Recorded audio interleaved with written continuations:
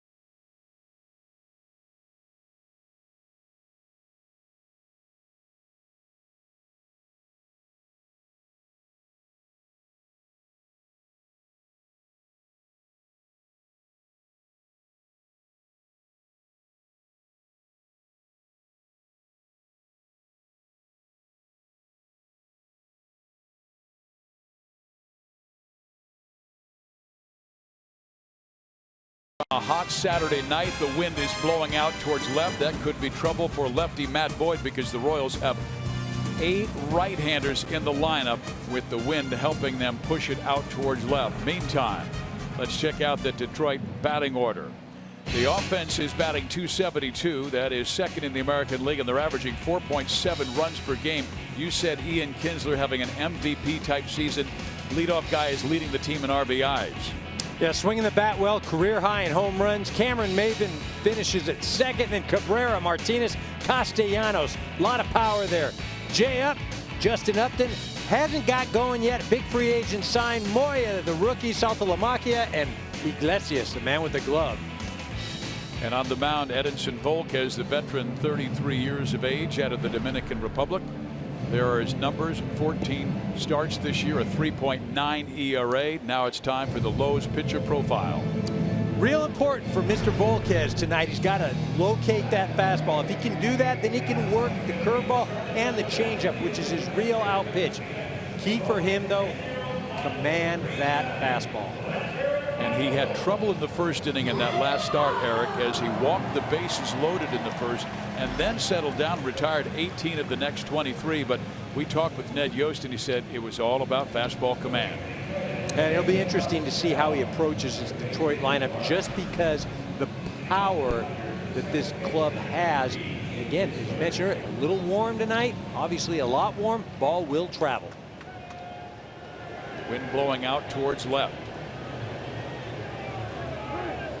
Kinsler 1 for 9 in the series, a .307 hitter this year. Volquez comes up and in.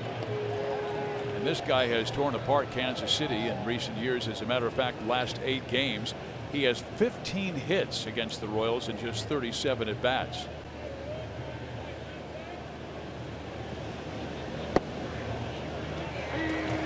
One ball, 1 strike. You know, Kinsler, for me, a hard-nosed player with a lot of ability. And you combine those two, you get a guy that, again, as I mentioned at the top of the show, having an MVP type season. A little bit low with that sinking fastball.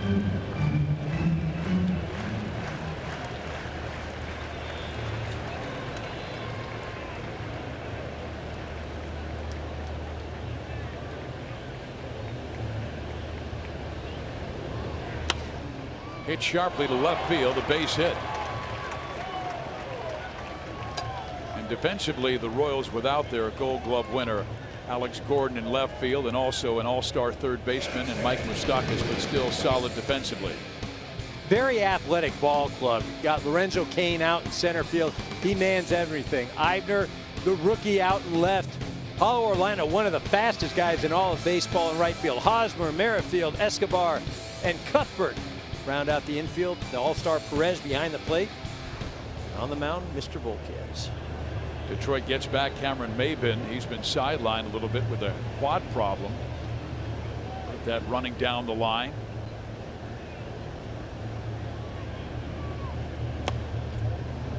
Volquez with that sinker and changeup will get a lot of ground ball outs. Well, that plays right into this athletic defense. Again, it'll be interesting to see how Detroit combats that, because they are a fly ball hitting team. Like to get it in the air, get it over the fence.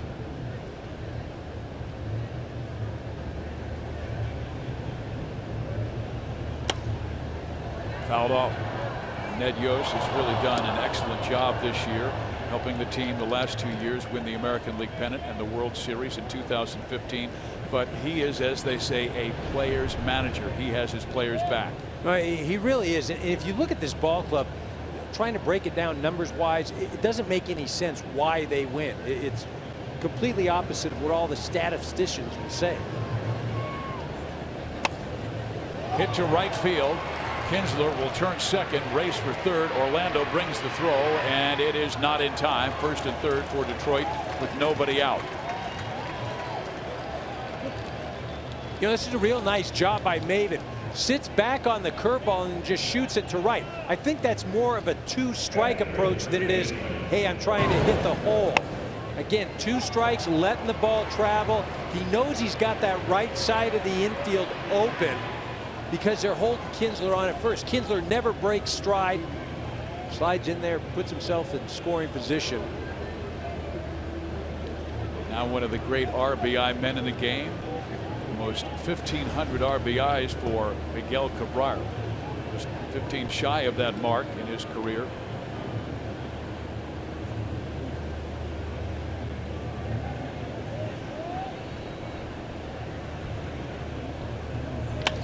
He goes after the first pitch and muscles it to left. This will be deep enough to score. Ian Kinsler, he'll come home, and Detroit takes the early 1-0 lead in the sacrifice fly. Well, I think that's all Kansas City could hope for. They could have got greedy and wished for the double play. But you leave Maben at first base. One pitch. Cabrera doesn't do any damage. Getting out, you get one run in, but this looked like it could be the beginning of a big inning. Now Volquez just a ground ball away from getting back in the dugout. Against a guy who had a fantastic Thursday night with 3 home runs, and then Victor Martinez came back last night, went just 1 for 4. Detroit won on Thursday 10-4 as Victor went deep 3 times, and Kansas City won last night 10-3. Maben with good speed. He's stolen 6 bases this year, 23 last year, but you wonder how aggressive he'll be coming off that quad problem. Well, coming off the quad problem, and then, as you know, Perez behind the plate is good as any in baseball, throwing runners out.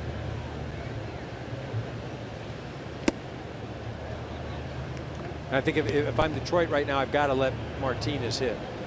Again, the way he's been swinging the bat.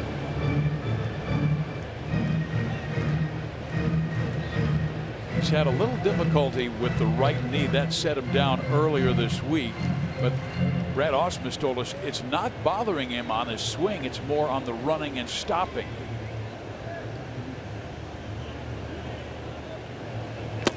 What was interesting, too, he talked about, Brad Ausmus did, Victor, when he hits the bag now, that he would hit with his other foot so as not to put pressure on that knee.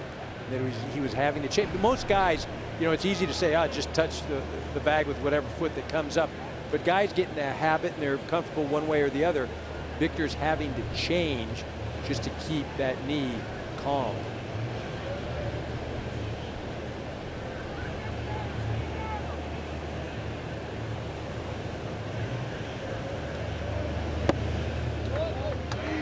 Volquez drops the changeup in there for a strike. 2-0 changeup, huh? Not messing around.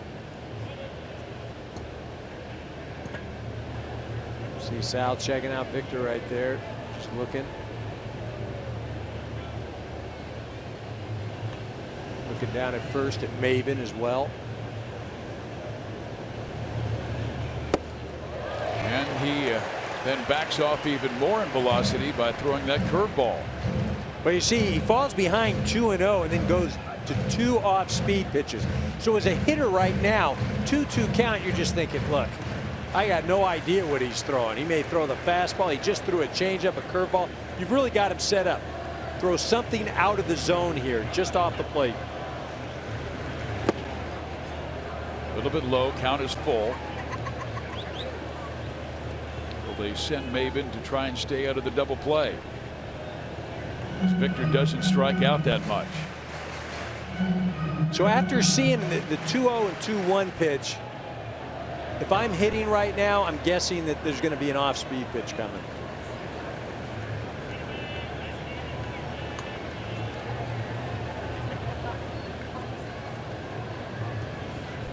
Maben does go, and the pitch is swung on and belted foul. So he goes fastball in right there. And again, you know, Martinez was able to cover that pretty darn easily.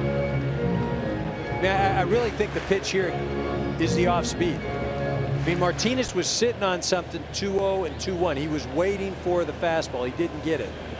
You saw what he just did right there with that fastball.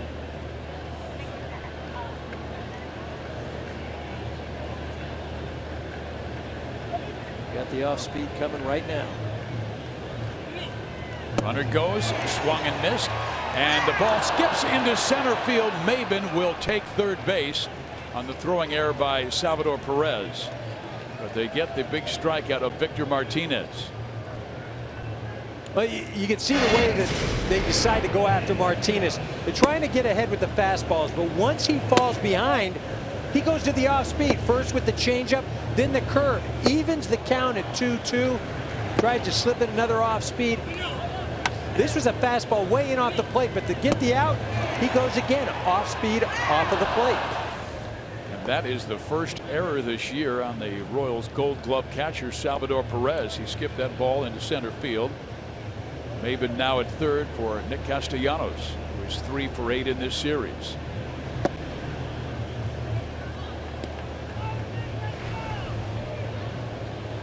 think Volquez will consider himself fortunate if he can get out of this, allowing just one run after a first and third no-out situation with Cabrera, Martinez, and Castellanos coming up. Yeah, no question. You want to limit damage in that situation. You got 9 innings to play baseball. What you don't want to do is before your team even gets to sit down on the bench, they're behind 3 or 4 runs. Again, first and third, Miguel Cabrera at the plate. To get out of this with just 1 run would be great for the Royals.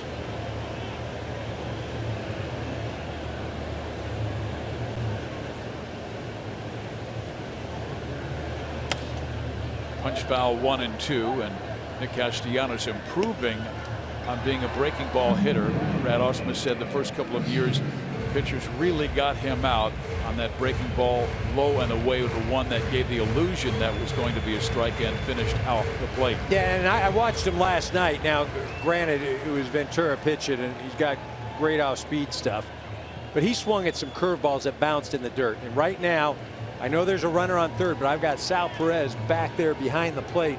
I'm throwing a curveball in the dirt.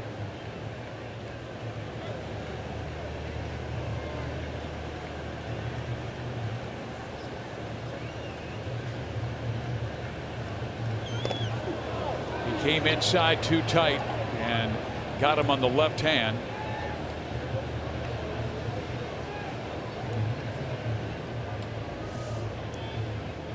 Trying to throw a fastball, and this thing just continues to run in and in and in. Now they hit the knob of the bat or part of the hand. Nope, looks like wrist, hand. Either way, he gets down to first. Not what obviously Volquez wanted to do. Like I said, I would have liked to have seen the off speed in that situation.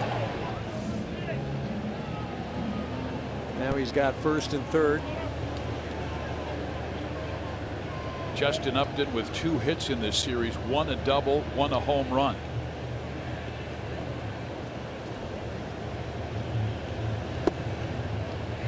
Question is, did the ball hit the nub of the bat? Well, and see, this ball just running in and in and in, and it got a lot of the knob. I think it got all knob. And see, the thing is, if you're a hitter with 2 strikes, absolutely you're going to act like that ball hit you. Well, he comes back in with another fastball and evens the count at 1-1 to Upton. Because of the way that Castellanos reacted, there wasn't a lot of like, oh man, that hurt, or a shaking of the wrist or anything. And if a ball ran in and hit you like that, you'd have a little bit of a sting. But it's a smart move. Absolutely a brilliant move as a hitter. Get down there with 2 strikes.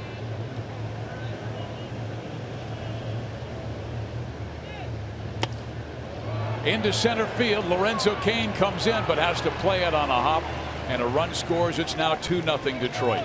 Now that move by Castellanos looms even bigger, right? Instead of being a 2-2 situation or still a 1-2 situation because of a foul ball, now a run is just scored. This ball not hit well, just got in on him, but he's able to fight it off strong enough. Detroit cashes in another run.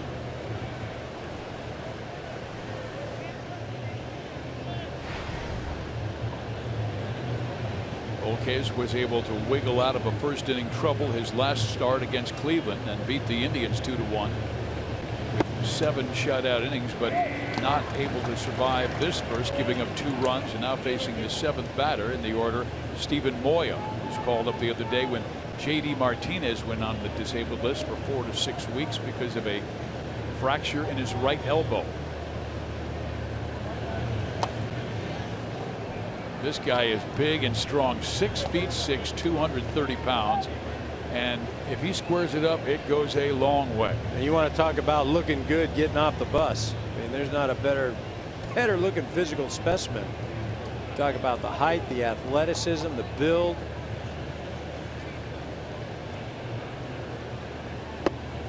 He waves at the changeup, and Volquez strikes him out, but gives up 2 in the top of the first.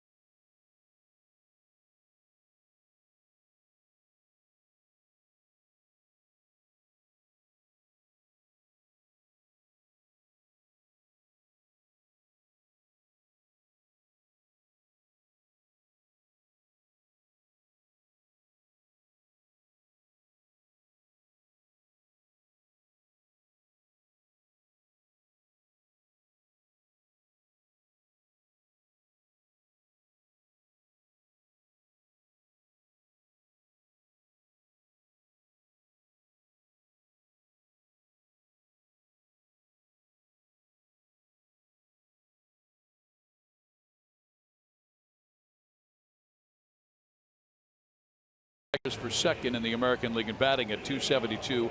Whit Merrifield has been a great addition since moving into that starting lineup, hitting .327. Then Escobar, Hosmer, Kane, and Salvador Perez is the hottest hitter on their team right now. Well, this is a team that puts the ball in play. They do not strike out. They're not going to walk a lot, but they will continue to battle the pitcher. Matt Boyd is making his 5th start of the year. His last was a no decision on Monday at Chicago in a 10-9 loss, 4.91 ERA. How about our Lowe's pitcher profile? Well, he's a 4-pitch pitcher. He's added a slider this year. That's kind of been the out pitch for him. Sometimes he gets a little erratic with the delivery, and that can cause command issues. Has to continue to repeat it.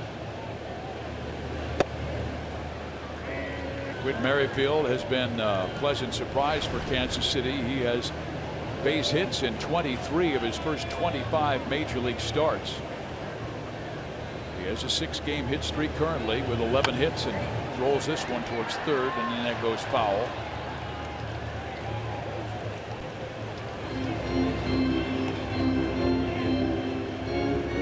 You and I were talking with a scout up in the press lunchroom, and he was talking about little Whit Merrifield. He said every time we'd scout this kid with the minor leagues, we'd say, you know, he's a good ball player, that little Whit Merrifield. And he goes, he's bigger now. And then we talked about his strength and conditioning program in the offseason, and he is now a utility man really for Ned Yost. Well, you know, it's interesting. For me, he's the poor man's, very poor man's, I will say, Ben Zobrist. I mean, he's really kind of replaced Ben Zobrist here with this Royals ball club. He can play different positions. He's been very good offensively.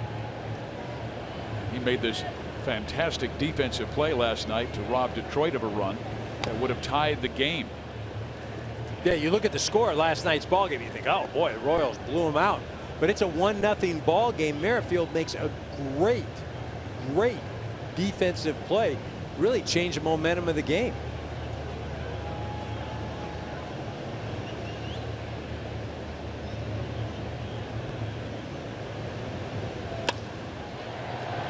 Fouled off.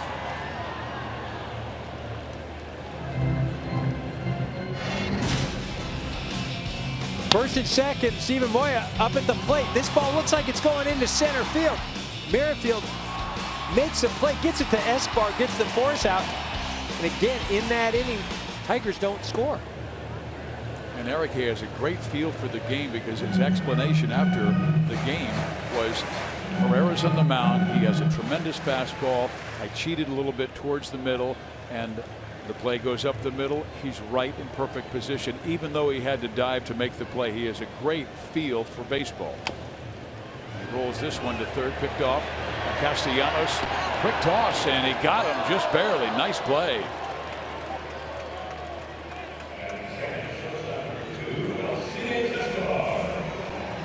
Nick Castellanos has really been working on his defense. This is not an easy play. Comes in, backhands it, makes a nice transfer, a good throw to Cabrera. Beats Merrifield. How about the Tigers defense? Well, you know, they're third in baseball with errors. They catch the ball. Now, they're not as athletic as the Royals. You got Maben out in center, who is great.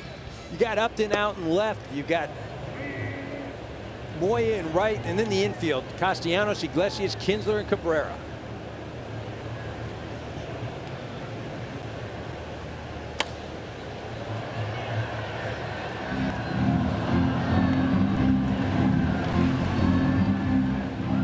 Alcides Escobar in a little bit of a slide. He's seen his batting average tumble almost 30 points in the last month.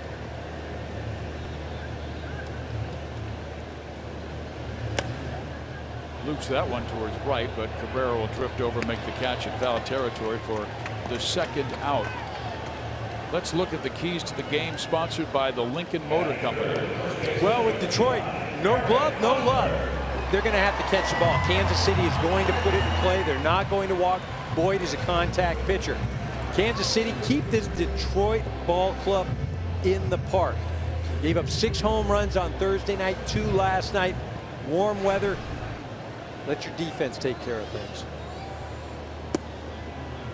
Now Eric Hosmer who's really improved his play against southpaw pitchers, so much that Chris Sale, who never gives up home runs to a left-handed batter, Hosmer took 2 deep off Sale in Chicago last week.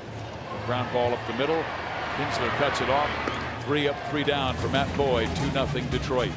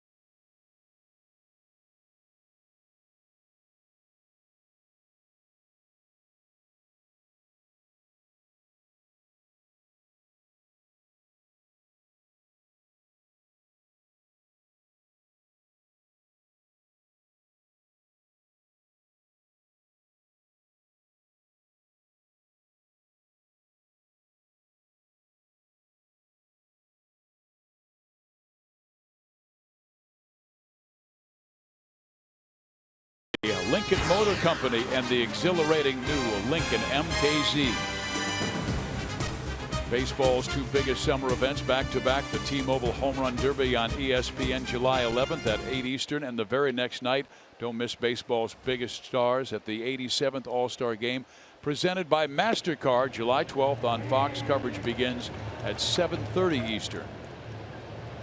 Hitters 8, 9, and 1 here in the second inning. Saltalamacchia, Iglesias, and Kinsler. 0-2 to Jared Saltalamacchia.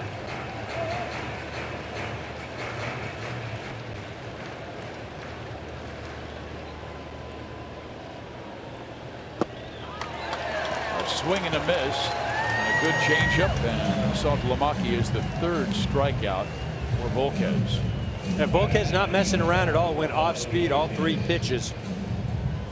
And Saltalamacchia to expand the zone, swinging something in the dirt. Again, early on in this game, it doesn't look like Detroit is picking up the off speed stuff.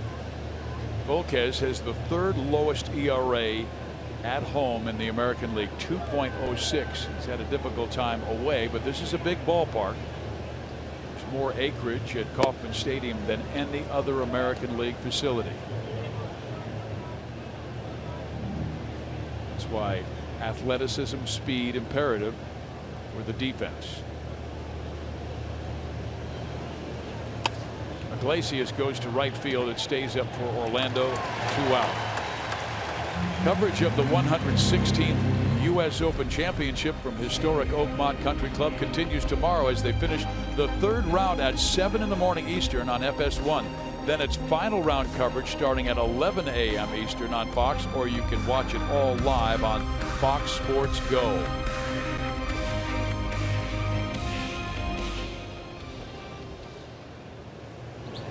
Here is Kinsler, single, scored the first of 2 Detroit runs. And Kinsler hit a fastball his first time up. 2-1 pitch. And by the way, that run scored was number 1,000 in his excellent career. Popped up. Hosmer takes over. 2-0 Detroit.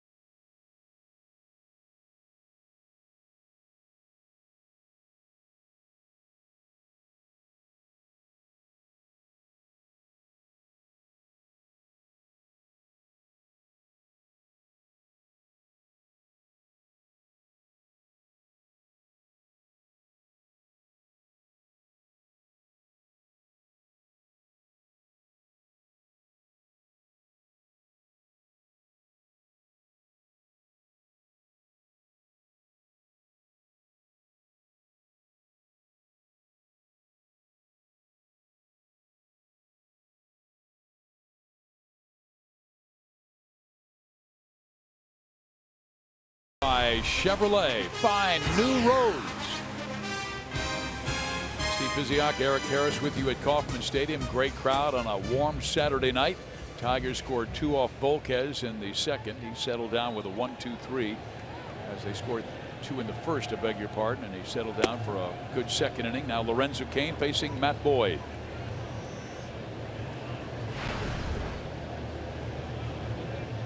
Cain beginning to pick things up, 5 for his last 13 after going through a stretch where he only had 5 hits in his previous 37 times up.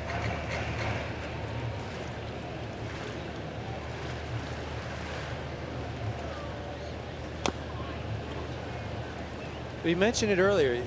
You know, offensively, the Royals just don't jump out at you. It's not like they're scoring a ton of runs, or they don't hit the ball out of the ballpark. They don't walk. Yet they still find ways to win games. And, you know, it's because of athletes like Lorenzo Cain. Gives you good at-bats, wears pitchers down, is a threat when he's out on the base paths. I mean, I don't think there is a team that is better suited for their respective ballpark than Kansas City. And that was all by design by Dayton Moore, because Dayton said, big ballpark, we need athletes. What are athletes? They're aggressive. They're going to swing. They're not going to take walks. They're going to go after pitches. So they have guys with good hand-eye coordination. They don't strike out much. They don't walk much. Well, it's interesting because it's very similar to what the Royals did back in the late 60s, early 70s with that academy that they used to run, where they basically just went out and signed the best athletes. That's down the line, a fair ball into the corner, and Cain will have 2.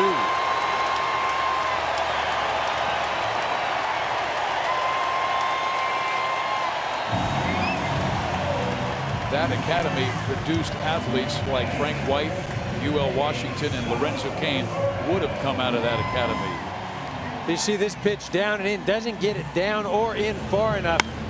Lorenzo Cain able to shoot that thing down the line.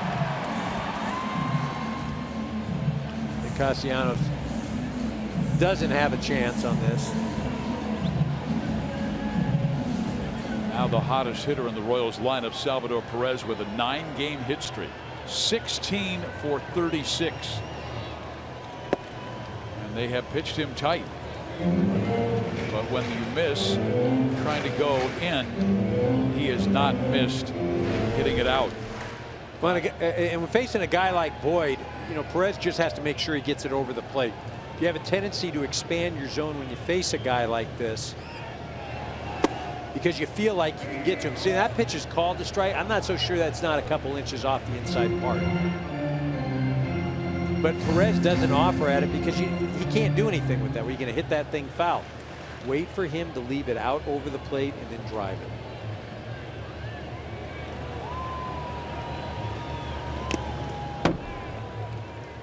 And Eric, I think his greatest improvement this year has been his plate discipline. And at bat last night was a classic example. He swung and missed at a slider that was not a strike. They threw the same pitch. He took it, 3-2 count, and then on the next pitch, he ripped a line drive into the right center gap to drive in 2. Well, hitting is very simple to say. You swing at strikes and take balls. Very difficult to execute, though.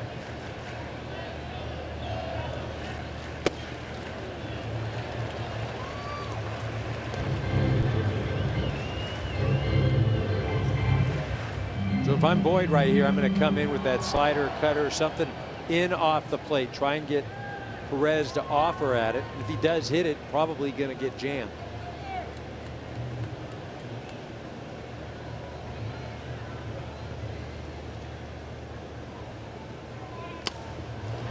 Tries to flip it to right. In comes Moya, and that ball is going to drop.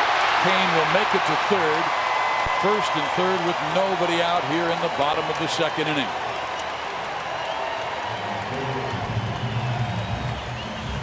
So he does what he needs to do. He goes in hard off the plate. He jams the heck out of Perez, who is strong enough to fist it out there. Amoya comes in, and instead of laying out chest dive where you're going to get more extension, he does the slide. So that doesn't allow you to get out as far. Just a few inches short of catching that ball. I'm sure the big man doesn't lay out face first very often, but if he would have done with that frame and his ability to extend, would have had a better chance of catching that ball. Now Kendrys Morales, who's picking things up of late. He's gone through a season-long slump, but 6-game hit streak currently, and Moya upset with himself. Put his pitcher in a little pinch here. First and third, nobody out. Morales, who went deep last night. Long home run in the 8th inning. 3-run blast.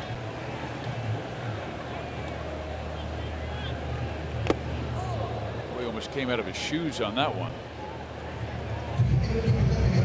Well, similar to what Volquez dealt with in the first inning. Boyd, right now, first and third, just minimize the damage. Don't try and be the hero and make great pitches and try to strand Kane at third. If you get stranded, great. But what you're doing right now, you want to minimize the damage this inning.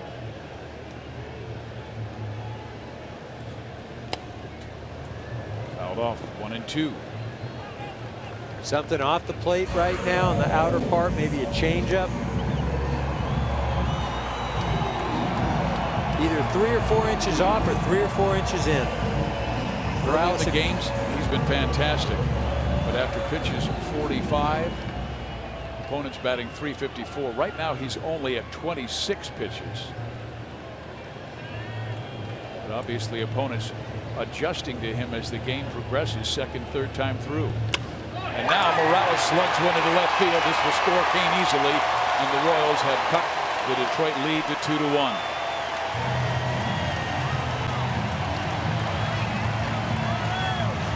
One ball, 2 strikes, obviously not the location you want. You've got to go a couple inches off or a couple inches in. This thing is spinning right down the middle of the plate. Morales rips this thing into left. Obviously not the intent of Boyd, but the execution was poor. And Eric, that was the one pitch Brad Ausmus talked with us about that he improved from last year to this. If he doesn't have success on that slider, where does he go? Well, then he's got to go with the changeup. But it's not so much that he doesn't have success with it as much as, I mean, you could argue it was the location there. If I'm throwing a slider in that situation to a right-handed hitter, I'm burying it way in. I'm not going to try to backdoor it and hit the outer part of the plate. I'm trying to get it in. Where if I miss, the guy gets jammed to heck. Maybe I bury it down in the dirt, but I did not like the location of that pitch as far as where it was going.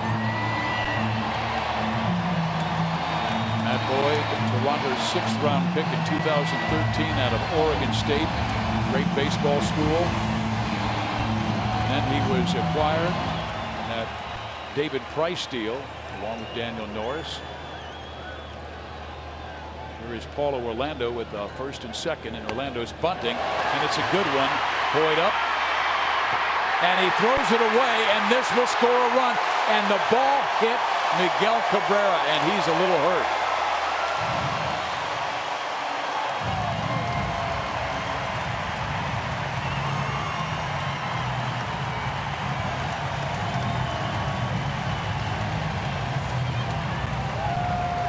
Boyd does a nice job of getting there. He turns and throws, and you see, I think this ball may have hit the runner going down to first. Take another look at it,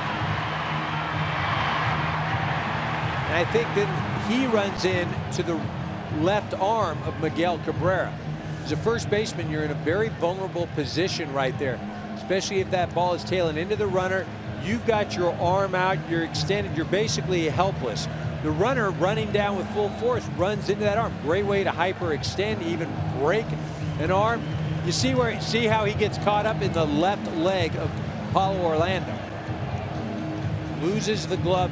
Again, very precarious. That's where, as a first baseman, you're thinking, look, I don't know. I either got to come off the bag, try and catch it, or get out of harm's way. We're talking about a game in July, and that right there could be very detrimental. Could be a bad shoulder injury, could be elbow, and it looks like he's going to be okay. They lost J.D. Martinez on Thursday when he crashed into the wall attempting to go after an Orlando triple. So Paulo has put 2 Tigers in jeopardy in this series. Yeah, you see, he gets his wrist, maybe elbow bent back a little bit. But again, as a first baseman, that's one of your biggest nightmares. That throw into the runner where you've got to put your glove into the runner with an extended arm. Orlando will get a base hit. The error goes to the pitcher, Matt Boyd. Perez scored the tying run, and KC will keep the pressure on with now Brett Eibner coming up. And one of the things the Royals really do a good job of in the minor league system, a guy like Brett Eibner, who might hit 3rd or 4th down at AAA or AA, well, he knows in the big leagues he might be hitting 7, 8, or 9. So they teach their middle of the order hitters in the minors how to bunt.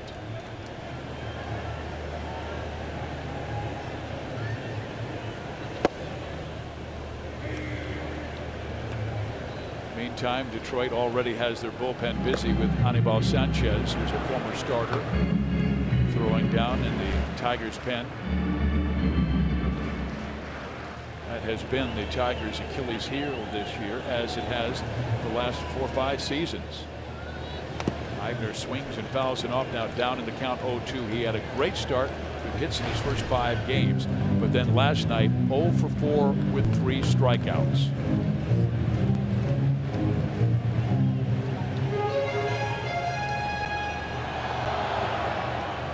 Again, in this situation, Eibner just trying to spread out a little bit, make some solid contact, keep the ball off the ground.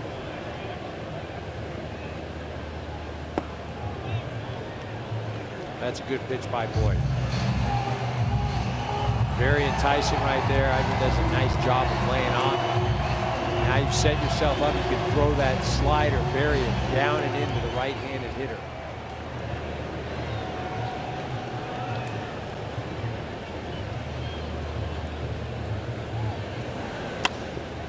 Out of play.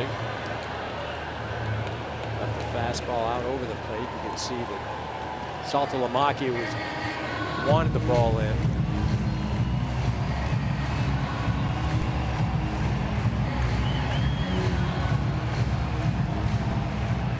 Brett out of the University of Arkansas.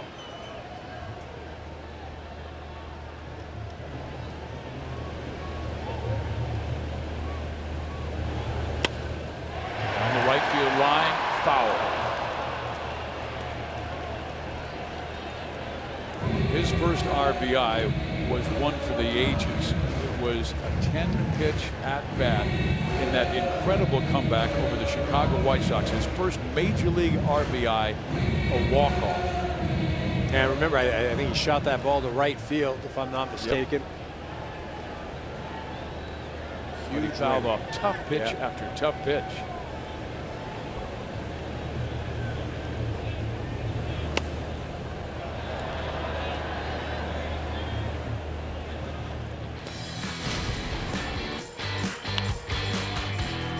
Well, there's that base hit you were talking about. Family excited. He's excited. And of course, not running from it, embracing it right there.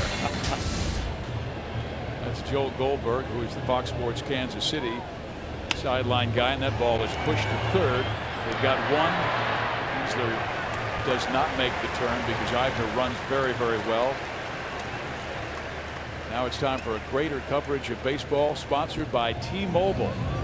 The Royals, of course, without Mike Moustakas out for the season with a knee, but good news on Alex Gordon because he will start a rehab assignment tomorrow at Northwest Arkansas. Zobrist, who is part of the World Championship along with Johnny Cueto, no longer with the team. Zobrist with the Cubs, Cueto with the Giants. Again, you talk about these guys not being here. We talked about all the offensive deficiencies, some of the, the run differential. The Royals are a -13 coming into today. Yet, again, they're right near the top of the division. And I think a lot of credit has to go to that man right there, Ned Yost. The environment that he's created, the types of players that he wants, along with what management has been able to provide for him.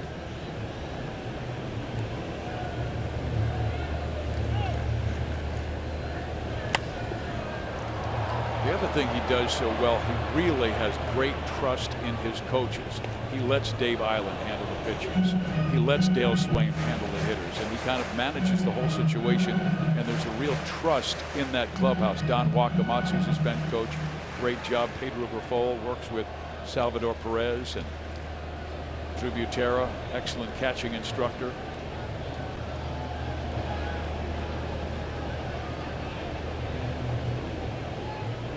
Here is Chesler Cuthbert, and he pops it up on the infield. He and Kinsler, 2 outs.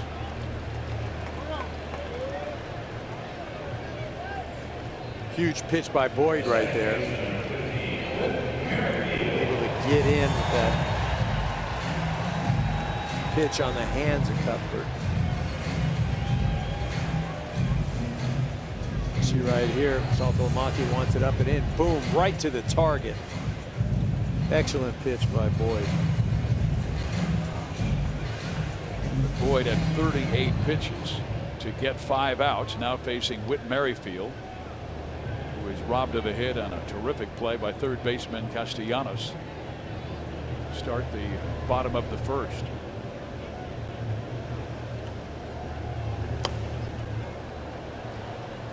We're seeing a lot of balls fouled off to the right side by the right-handed hitters. Well, again, I think that's really a credit to Boyd, his ability to get in on the hands. Look, he's not going to be a guy that's going to be able to live out over the plate. I mean, not many guys have that sort of stuff. But he especially has to get in off of the plate inside to right-handed hitters. That'll open up the changeup or off-speed away. That's a base hit. Morales will score. And they're going to send Brett Eibner. The throw to the plate, not in time. So Merrifield comes through.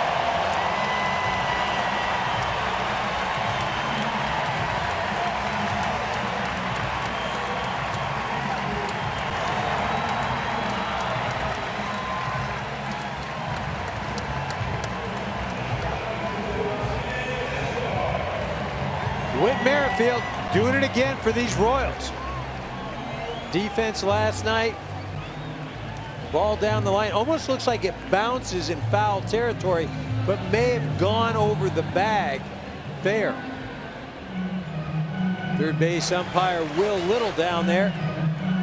Made chalk. Looks like it got chalk right there. Good call.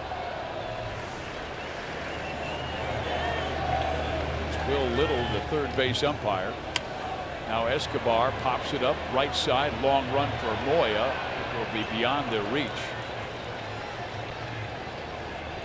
You know, remember that this inning could have looked a lot different. Salvador Perez gets jammed, fights the ball off to right field. Steven Moya comes in, and instead of diving headfirst, tries to do the sliding catch, just comes up short, allows runners at first and second, and the Royals get going. And then the bunt by Orlando that Boyd throws away. Instead of perhaps a 2-2 score, it's a 4-2 game. Too short, Iglesias. Excellent inning for Kansas City. They score 4 runs. The highlight is Whit Merrifield's double, which plates 2.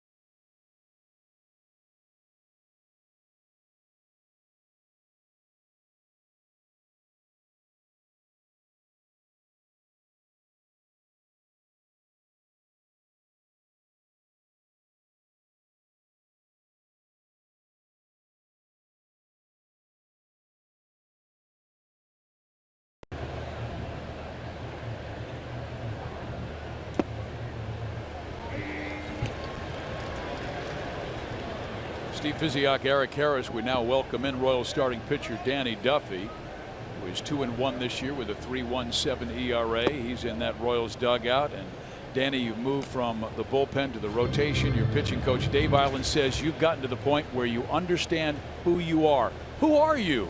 You know, I just think I got to keep it simple. I guess I'm just a simple guy out there. You know, I trust my stuff, and you know, if I execute every pitch or as many pitches as I can, it's going to be a pretty fun time. Danny, what's the difference mentally coming out of the pen or starting a game? You know, you have to go right at people. Out of the bullpen, you have to be, you know, you don't have to be so efficient, but you have to definitely attack with your best stuff immediately because these guys are ready to go out of the gate. So, you know, I kind of try to take that to the mound, you know, to the starting role, and it's worked out so far. Cameron Raven with a ground ball to Escobar, and there's one out. And Danny, you grew up in Lompoc, California, in between the Bay Area and Southern California. You went to a lot of games at Dodger Stadium. Did you have a chance to see Eric Harris play? Oh yeah, yeah. Saw him many times. My parents would take me down there, you know, probably 4 times a year. So it was a lot of fun, and you know, I was told to razz you a little bit, but you know what I mean. I'm not going to, bro. I appreciate that. You are and were a stud. I inspired you so much you became a pitcher, right? That's it. There you go. What were those moments like? Because Father's Day is tomorrow, and your dad, Dan, you and I would drive down there, Dodger Stadium, watch Mike Piazza, watch Eric Karros. Was it then where you realized I can do this? Yeah, you know, I think the biggest moment for me, honestly, was I was around 16 years old, and I went down and saw Ryan Church play at Angel Stadium when the Nationals were in town. And I mean, he was just talking about, you know, if you want it bad enough, just go get it. Be foolish enough to believe in yourself. And, you know, it made a lot of sense to me. So that night I went out running and, you know, just really started getting after it. So it's crazy. You know, everybody has that one moment. And I think that was big. But obviously watching Piazza and Karros do their things was big for me, too. Hey, so Dan, talking about your team this year and specifically, you know, it looks like the Central is going to be a dogfight. Why do you guys think, or why do you think the Royals win this division? You know, I think we just we've been there. We know how to go about it. We're a bunch of grinders. I mean, perfect example, Volky Boy out there right now doing his thing after a long first inning. You know, getting his hands dirty. He's at what, 40 pitches right now, and he's doing his thing. So, and I think he had like 26 in the first inning, and that's what we do. You know, we grind through stuff. You know, good pitchers grind through rough starts. My start the other day was an example. I, you know, had to battle through a lot. I didn't feel my best, and I wasn't as efficient as I, you know, have been recently. And that's how this whole offense goes. We feed off each other. Well, you know, defense too. We feed off each other. Everybody just keeps the line moving, and that's how we've been doing it for the last 2 years. Victor Martinez fouls it off. Is it a culture that has been nurtured by Dayton Moore and his staff, because they put your group together, and you and Haas and Perez and Moose, you won championships at the minor league level, and there's this unity of one that seems to embrace the Royals? Yeah. Me, Lorenzo, Haas, Moose, Salvi, Dyson, Kane, we've been playing together forever. So when you play together for that long, you definitely form a bond that is unlike any other. So it's been a lot of fun. Danny, thank you very much. We wish we had more time, but Volky's working well. Yes, he is. He's killing it out there. Best of luck, Danny. All right, appreciate it. Thank you, guys.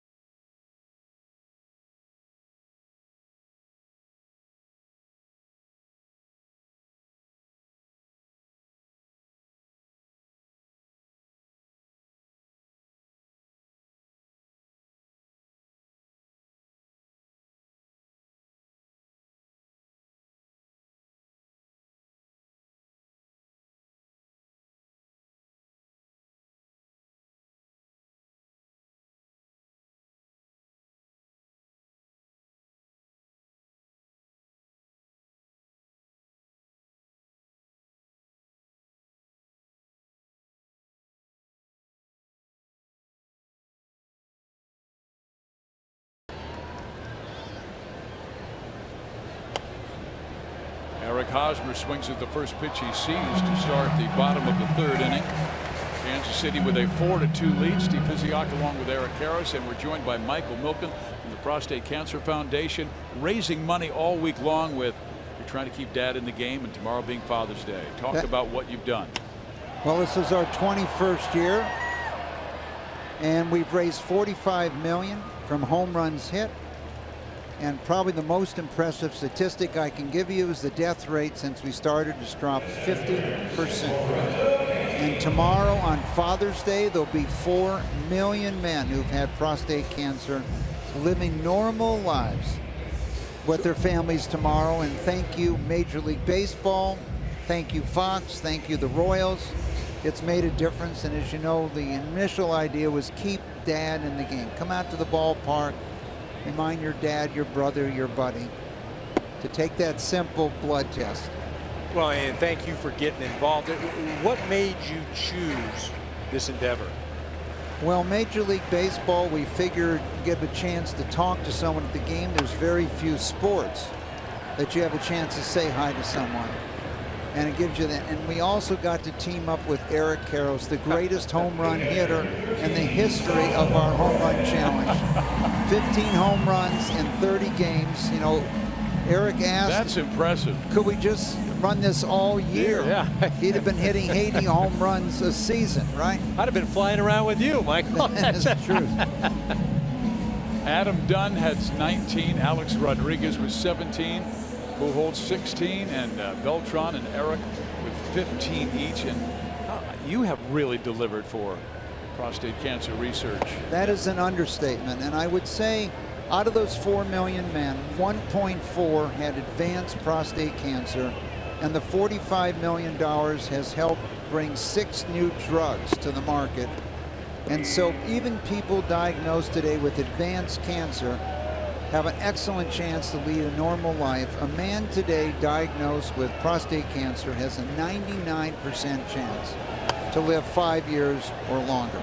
So it's been quite a journey, and the most time in the year that people get tested for prostate cancer is July, which is testimony to what this Keep Dad in the Game with Major League Baseball, the Royals, and Fox have done. It's just been unbelievable. Perez strikes out. Michael, thank you so much for joining us so far. After 5 days this week, $1,700,000 has been raised. You can make a pledge by going to homerunchallenge.org.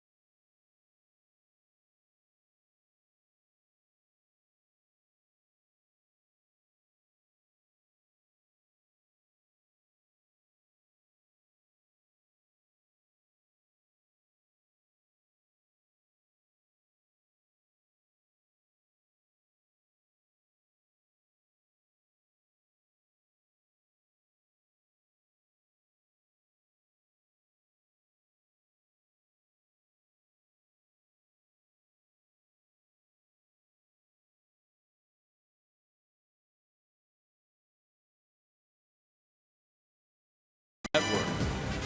And by Bud Light. Raise one to right now. Steve Physiak, Eric Karros with you in Kansas City, Missouri. Kauffman Stadium. Royals with a 4-2 lead. They started the night a half game back for first place in the American League Central behind the Cleveland Indians. Tigers 2.5 games back at 34 and 33, and Polk has really settled down in innings 2 and 3. 3 up, 3 down in both, and facing Nick Castellanos, which went high in the air, right center field. Lorenzo Cain, 1 out. The brains to know and the guts to say. Catch Colin Cowherd and Jason Whitlock as they team up for FS1's new daily sports talk show, Speak for Yourself. Weeknights at 6 Eastern, 3 Pacific. That'll be good.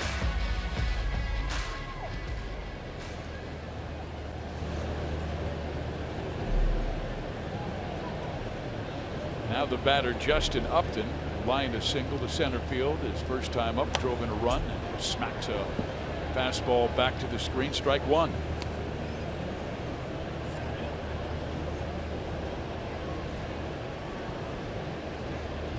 Well, Danny Duffy during the interview, I mean, he characterized Volk as really, he's been a representation of what the Royals do. You get knocked down, but you just keep coming at you. You know, again, that first inning didn't look good at all. Didn't start the way that he would have liked. First and third, Cabrera up. Ends up giving up 2 runs. But the Royals just don't go away. They believe in one another. They continue to battle. And here we are in the top of the 4th, a 4-2 lead. And a real leader on the team. Ned Yost was talking about his influence with young Yordano Ventura, helping him understand. And Ventura's last 2 starts have been outstanding. Now Stephen Moya. Strike 1. Last year Moya hit 23 home runs in the minor leagues. This year hit 13, was leading the International League. But Polk has really carving him up with a lot of off-speed stuff in their first 2 battles. Here you can go and change up away off the plate right now, or throw that curveball in off the plate that he got Victor Martinez in the first at bat. Change up, struck him out. 1-2-3 go the Tigers in the 4th. Volquez has retired 10 straight.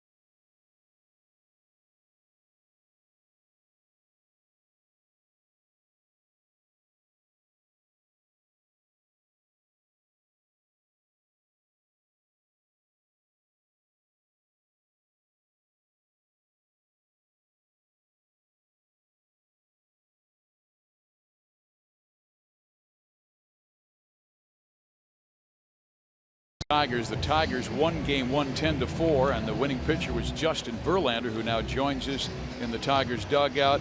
And Justin, congratulations on that win, but with tomorrow being Father's Day, and we always respect you for being one of the most competitive pitchers in the game, where did you get that competitive spirit from, Mom or Dad?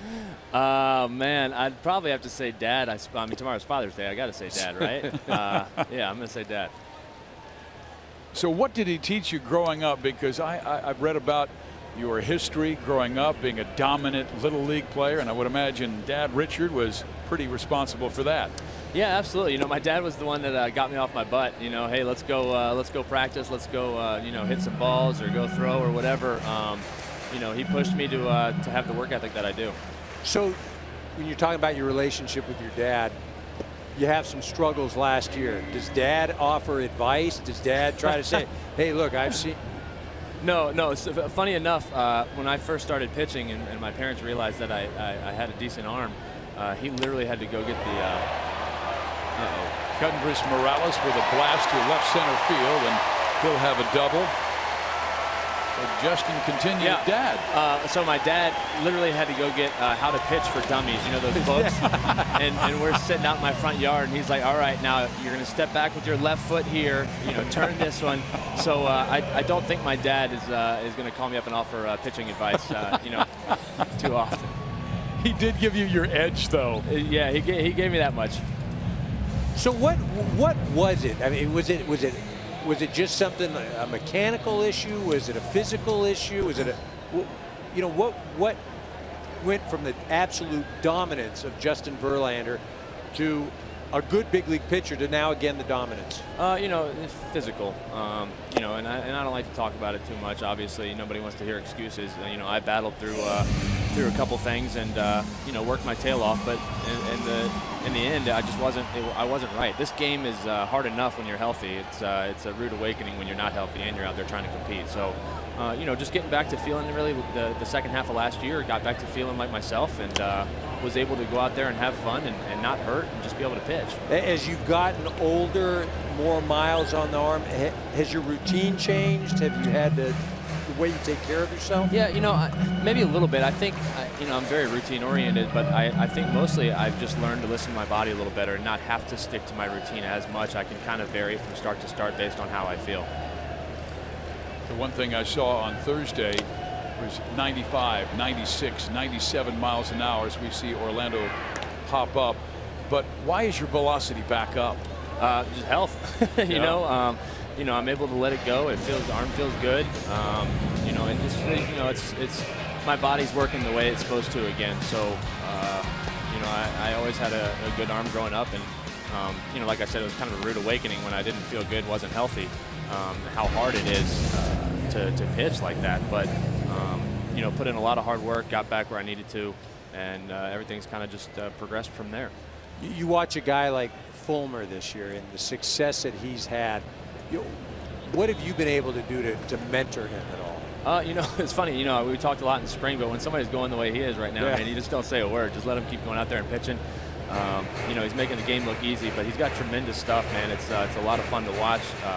He really started using his changeup really right when things turned around for him, and started dominating right from the get-go, using his changeup to righties and lefties often. It's been a great pitch for him. Brett Eibner goes gap right center field. This will score Morales, and the Royals go in front 5-2.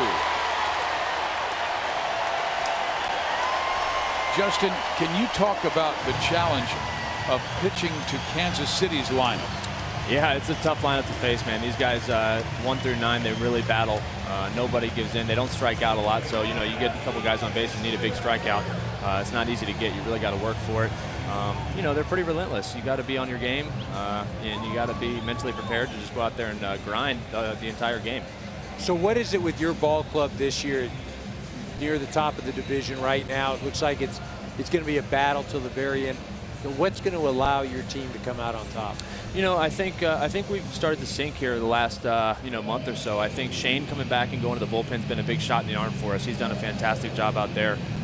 You know, our rotation, just being consistent, I think that's what it's all about. You know, I think pitching wins and loses in the end. and if you're consistent with your starting pitching 1 through 5, and those guys just go out and give us a chance to win. You know, you don't have to be spectacular. Just give us a chance to win every night. And their lineup's going to score a lot of runs on occasion. So, you know, consistency is the key to this game. And obviously, we've been streaky to start the season.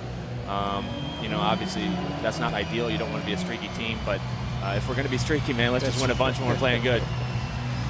Justin, I wanted to ask you about, you have a very competitive nature, no question about that. But do the younger pitchers sit down next to you in their off start and pick your brain?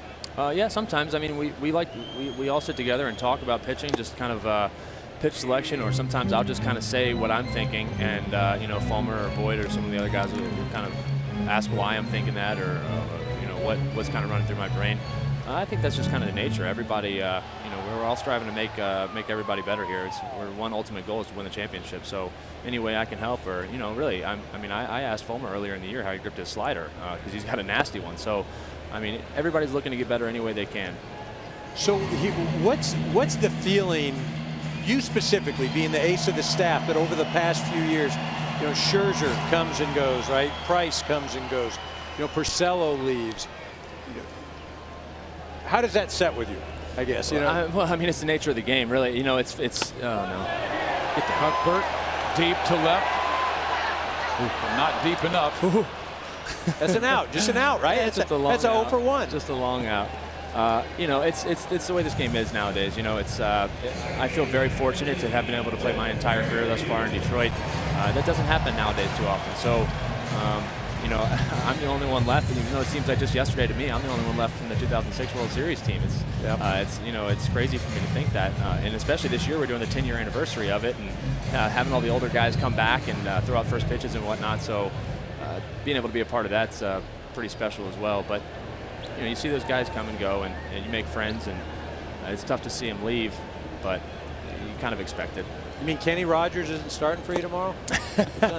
He might be able to, man. He might be able to just come out here and throw some sinkers and change it up a little bit, man. He was fun to watch pitch. 164 wins in your great career, a 3.5 ERA. That sensational season in 2011 where you won baseball's pitching Triple Crown. What was it like to absolutely dominate that year? You know, it was easy. Well, the Royals beginning to put it on. So Justin, we apologize for that because you tried to do an interview with us. Yeah, wasn't a great interview, guys. Usually we do it when we're hitting so that I can score some runs. I don't know why we switched it up, man. Hey, I'm just glad you didn't cuss. I was waiting for some sort of bomb coming right now. No, man. Yeah, you know, every day's a new day. You can't get too upset when things aren't going great. You never know. This game's not over. We got a lot of game to play. You bet. Well, Justin, thank you very much for joining us. We have a pitching change here, and best of luck to your future and your health. Thank you, guys. Appreciate it, Justin. Thank you. We'll be right back.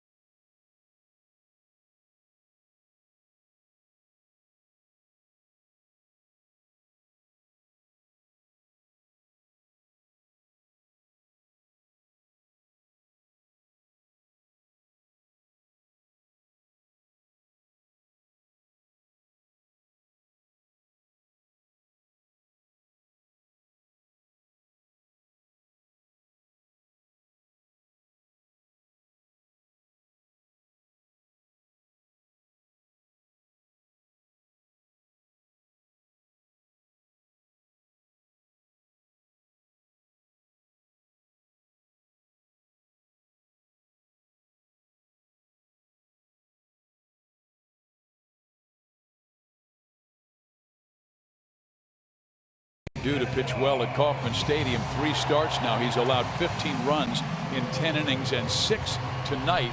And the guy at first base still belongs to him. And Whit Merrifield, who drove in 3. It didn't have great location.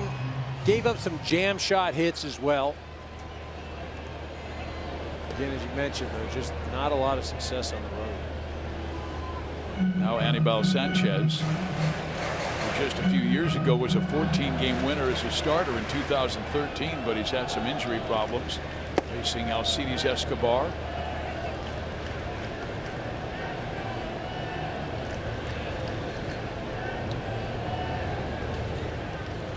Six-foot right-hander out of Venezuela.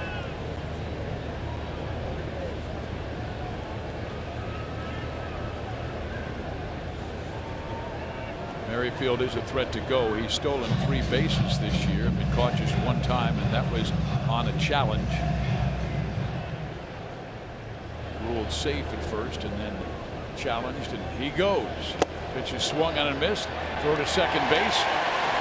Not in time. Steal number 4 for Merrifield.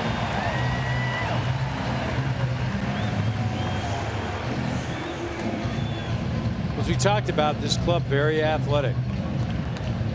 Force the issue out on defense. Even with a 4-run lead, they're going to move on the base paths.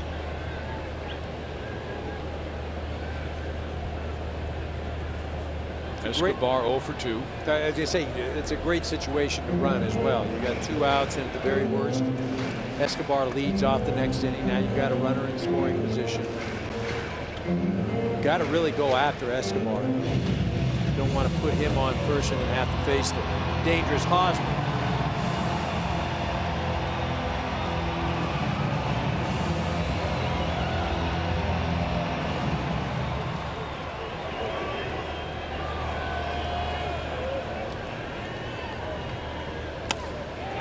There's a base hit to right field. Merrifield coming around. Moya brings it to the plate. It's cut off, and Escobar in between second and first. Iglesias tags him out, but the run does score, and the Royals go up by 5 over Detroit.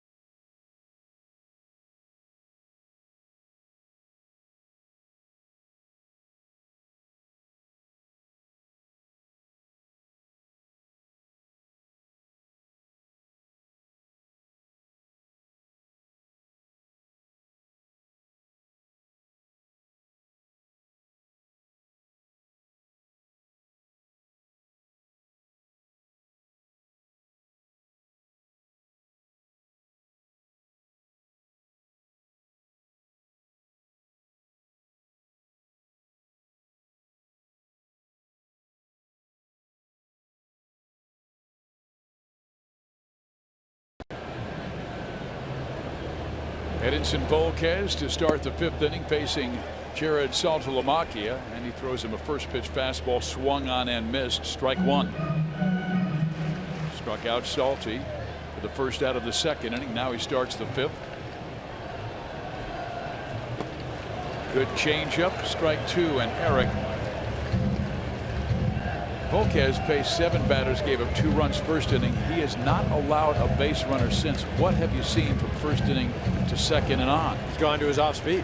I mean, he tried to sneak some fastballs in, wasn't locating, then got hit with the fastball. But since he's gone to the off speed, trusted the off speed, they haven't touched him. And did that last fastball set up the change? Well, so that right there, now he's got an opportunity. Again, he was ahead in the count through the fastball. Earlier in the game, he's throwing the fastball gets bit, throws another fastball, whack. You know, the off-speed pitches are the ones that they're missing. Those, you know, that ball's fouled straight back, that last fastball. We got to throw a changeup right here, curveball. Didn't miss by much on that 94-mile-an-hour heater. That's great location. I think you got a changeup away to Saltalamacchia right now. He swings right through it. And he struck him out on the change.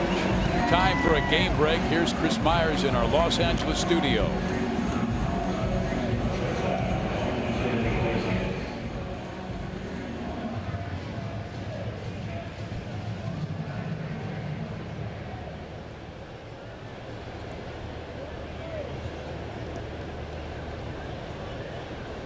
Cubs started the night 10.5 games up on second place St. Louis. Chicago 25 games over 500. Now Iglesias. Strike one.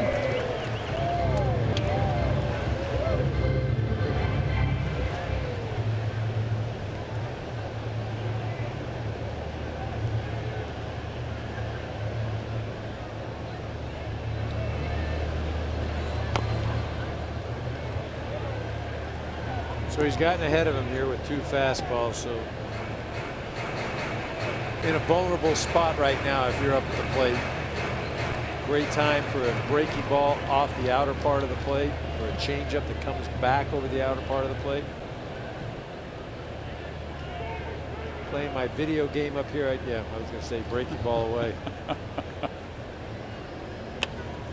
It is a breaking ball away, but Merrifield all over it to throw out Iglesias. Now it's time for our Gatorade Frost Cool Under Pressure moment. Tomorrow's Father's Day. Who's got the greater pressure, Eric? Is it the kid who has to buy it for Pop, or the Pop that knows eventually that child is going to turn into a teenager and be really difficult to work with? I think it's Dad. I think it's Dad taking care of his son and also setting an example of being a good father. So someday that son can return the favor. Exactly. Be a good demonstration. And you know, this sport is the greatest for family experience. Part of it's because it's slow moving. You have a chance to watch the game, then you have a chance to turn to your child and ask them how their day went, what went on in school. It's one of the beauties of this game. Everybody talks about speeding it up and, oh, we've got to cut minutes. One of the things, it's not just about what takes place on the field, but it's what takes place in the stands. Can't mimic that in other sports. My first baseball game was at Old Municipal Stadium here in Kansas City at an A's game. My dad took me and taught me how to do the scorebook. I do it the same way I did it when I was in the 2nd grade. That's great. And it still has the same scratches, and I have a difficult time staying between the lines. Ian Kinsler, the batter. I wondered, you asked me for $5 to go get a Coke and some peanuts too. And just like crayon. Yeah, just like you did your dad way back when, huh? Father's Day is tomorrow.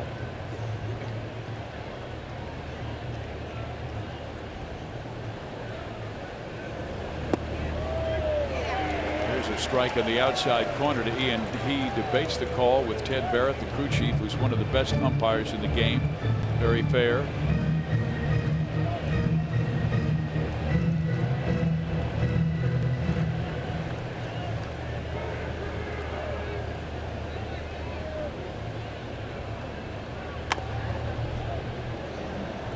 Tried to sneak a fastball. And, you know, one of the things Kinsler's done a lot better this year, you know, avoided the infield pop-ups, driving the ball to the outfield, thus the more home runs, making much harder contact. Guy does not miss fastballs. He gets into a fastball count. I don't care how hard you're throwing. You're not going to sneak a fastball by him. So he goes curve and strikes him out.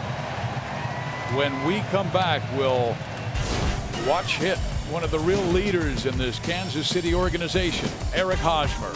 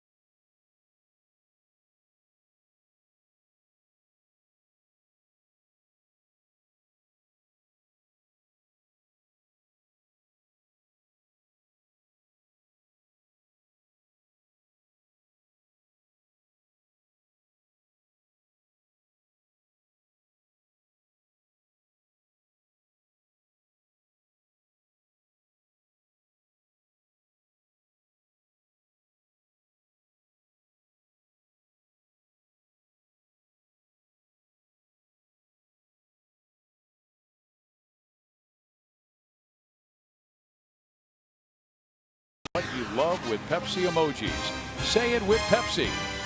Here is Eric Hosmer. He has become one of the real leaders in this Kansas City clubhouse and on the field.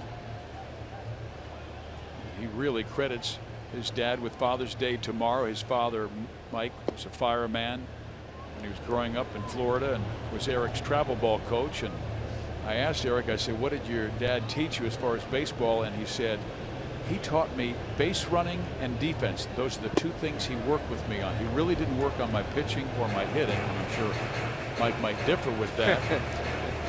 But that's interesting, though. You know, Hosmer, a very accomplished athlete, but known for his hitting, right? Dad didn't really work with him on the hitting. We talked to Justin Verlander earlier. One of the best pitchers this game has seen in a while. Hey, how did Dad help you with your pitching? He went out and bought the Pitching for Dummies book, right? It's crazy. Good stuff. Well, Eric also praises his brother Mike, who's 5 years older, very good hitter. And Eric still says I go to him a lot of times when I'm in slumps to talk with him about what I'm doing wrong. You know, it's all in the family. This guy absolutely loves the game. Well, that makes sense, too. I mean, his brother's seen him hit since he was a little guy. Who knows his swing better than his brother? And that's not to take anything away from any of the coaches, but hey, when you're struggling, as long as you can get help, doesn't matter where it comes from. And right now he has the lead in the All-Star building over Miguel Cabrera. Both are having terrific years. Hosmer at 317, Cabrera at 313. Well, look, you know, Miguel Cabrera, Hall of Famer. Eric Hosmer has had a great few years, very athletic, bright future ahead of him. What's going to be interesting for me is to see how his career develops. Will it continue in Kansas City, or does he take his show on the road once his contract is on? That contract is up through 17. He's well loved in town. He loves Kansas City as well. Back-to-back postseasons in a World Championship last year. Here's Lorenzo Cain.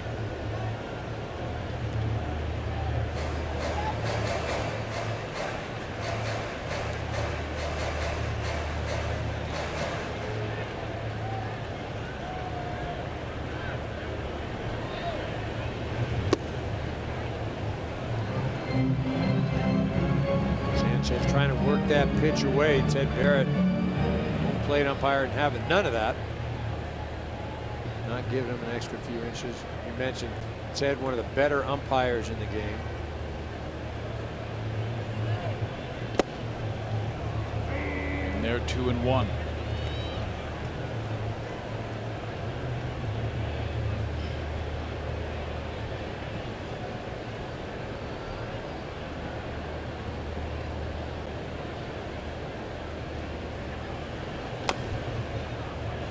Back in the count. 2 balls, 2 strikes.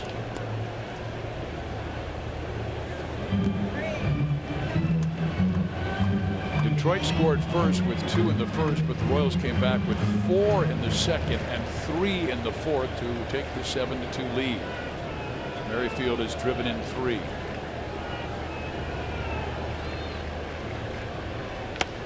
Yeah, you've got a number of things going against you if you're Detroit, besides being down 7-2.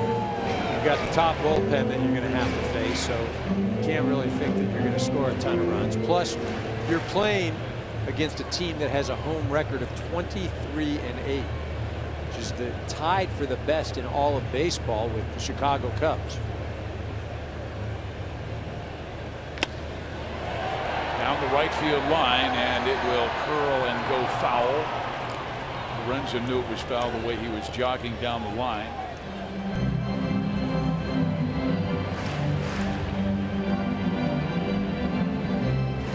There are times, though, where we've seen foul balls go that way, particularly when they have some loft, and when the wind is roaring from the southwest, it will get pushed back into fair territory.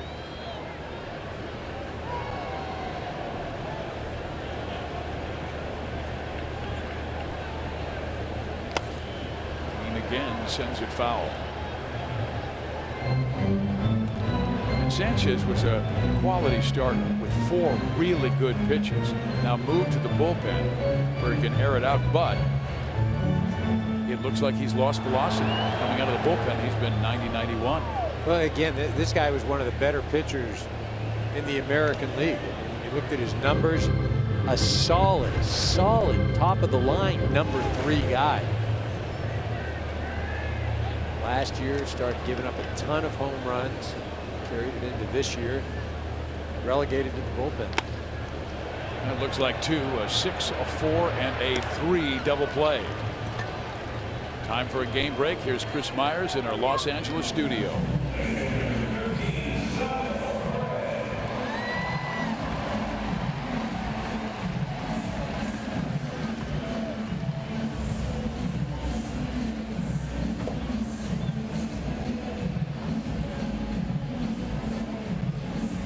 Thank you, Chris. And the Mets still charging on Washington. They started the night 6 games back.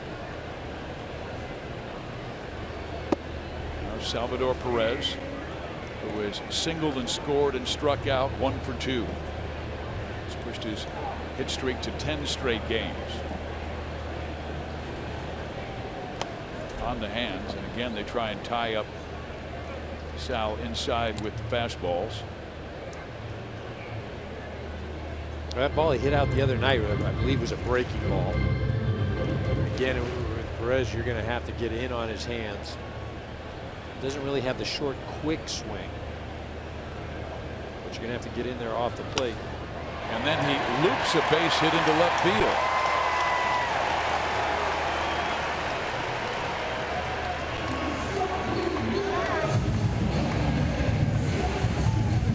The batter, Kendrys Morales. Our StatCast powered by Amazon Web Services.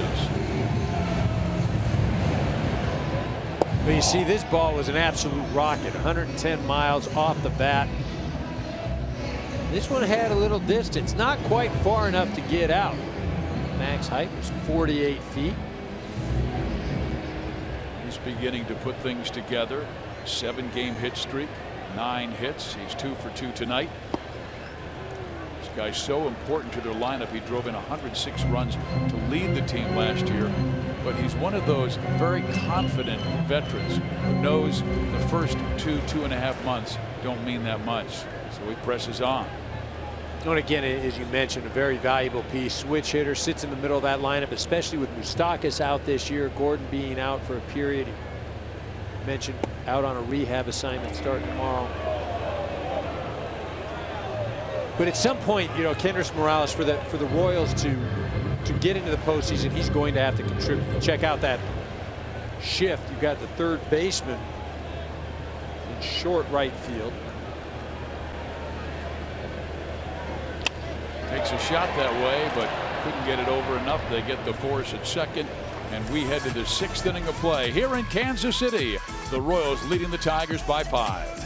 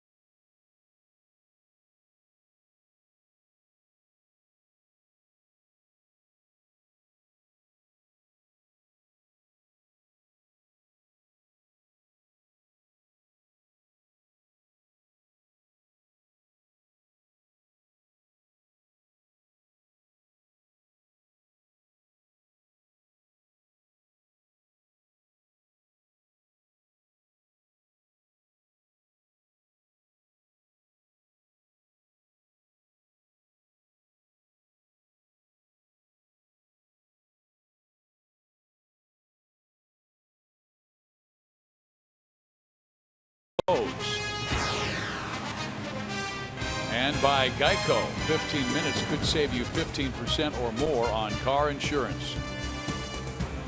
Steve Physiak, Eric Karros with you at Kauffman Stadium. The Royals with a 7-2 lead. Volquez has really settled down and retired 13 in a row since giving up 2 runs in the first. Face Cameron Maybin, Miguel Cabrera, and Victor Martinez. Maybin 1 for 2, singled, stole second base, scored a run in the first, and then grounded out in the third.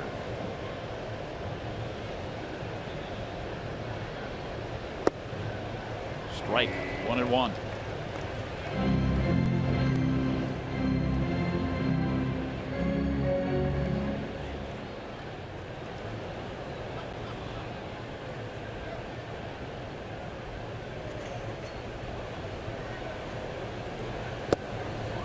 In there, 1-2. Well, Volquez ahead in the count right now, really allowed himself to do anything in this situation. He can go with the off speed, can throw a fastball in off the hands. With the success he's had, I'm thinking probably curveball.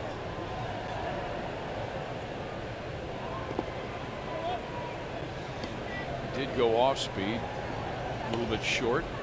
Pounded his glove, angry with himself for not locating it properly, giving Maybin that illusion that it was going to be a strike.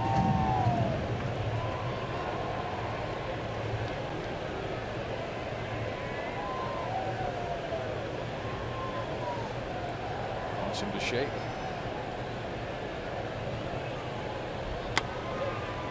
To third, nice pick by Cuthbert. And he guns out the speedy Maben.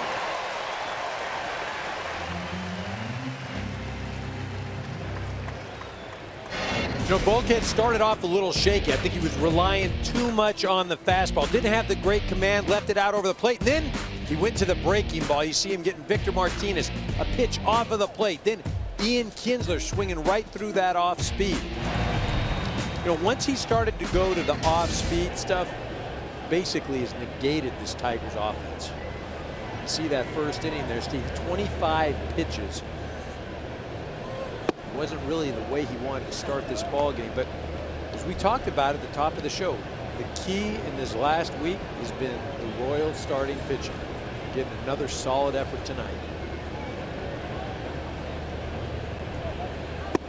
The last 7 games, the starting rotation's ERA 2.13, and overall in the season they are 11th in the American League at 4.73. So you get that kind of lift. And they also have Chris Medlin and Mike Minor on the disabled list. And those are 2 guys who could be additions in the second half. Well, and you think about it, I mean, this starting pitching really, you know, they're not asked to go 8 innings. Just give Ned Yost in this ball club 6 innings and you turn it over to the bullpen. Anything beyond that is gravy. And what the Royals have been doing in this last week has been the gravy part. Danny Duffy, Ventura's had 2 excellent starts. Volquez tonight doing it.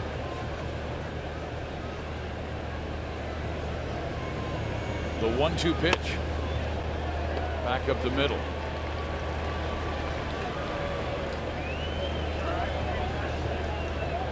Now it's time for our game summary, sponsored by Budweiser.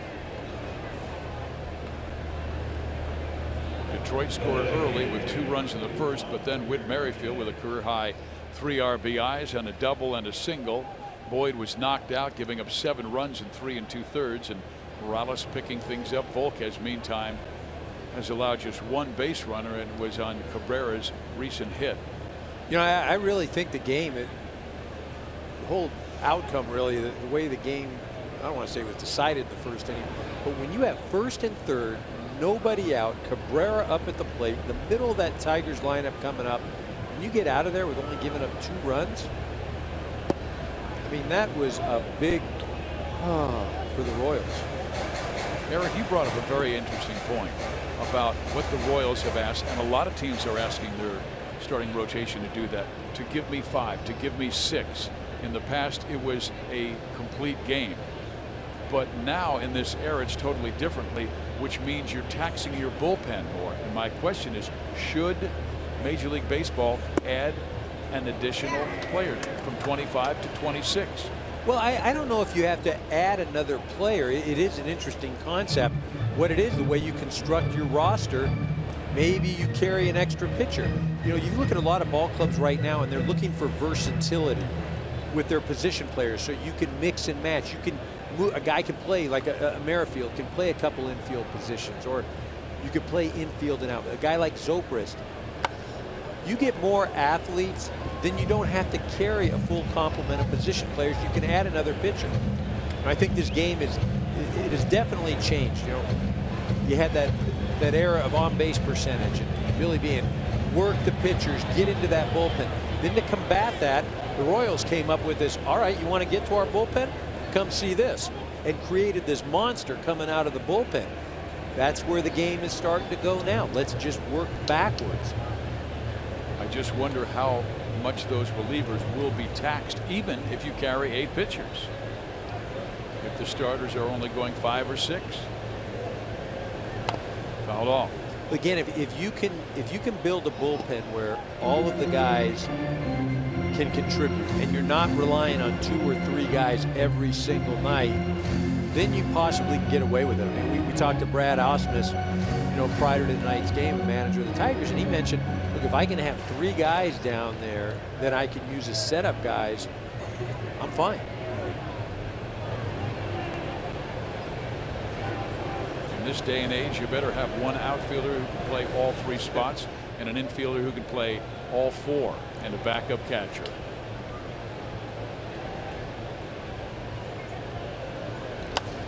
And it'd be nice if the infielder or outfielder could pitch. Just like Little League. Count 1-2. Victor Martinez in a real fight with Edinson Volquez.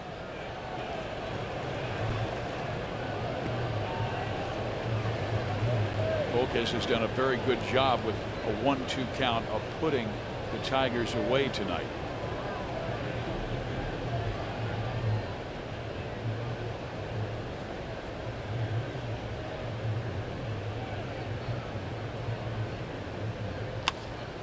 That's up the middle. Escobar has it. He touches second and goes to first and gets a nifty double play.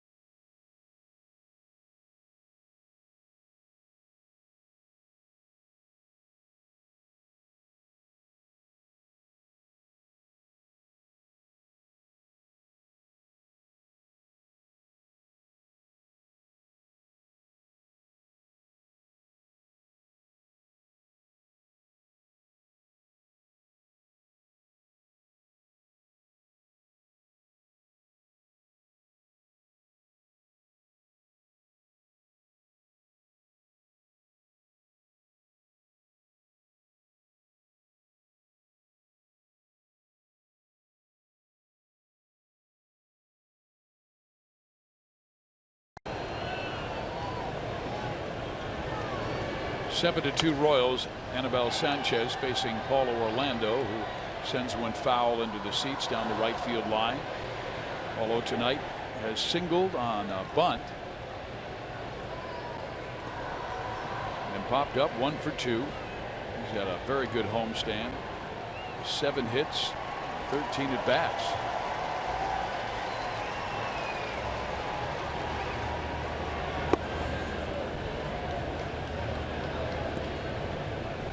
Paulo spent 10 years in the minor leagues fighting to get up here, but the Royals acquired him from the Chicago White Sox because they thought he fit what they wanted to do defensively.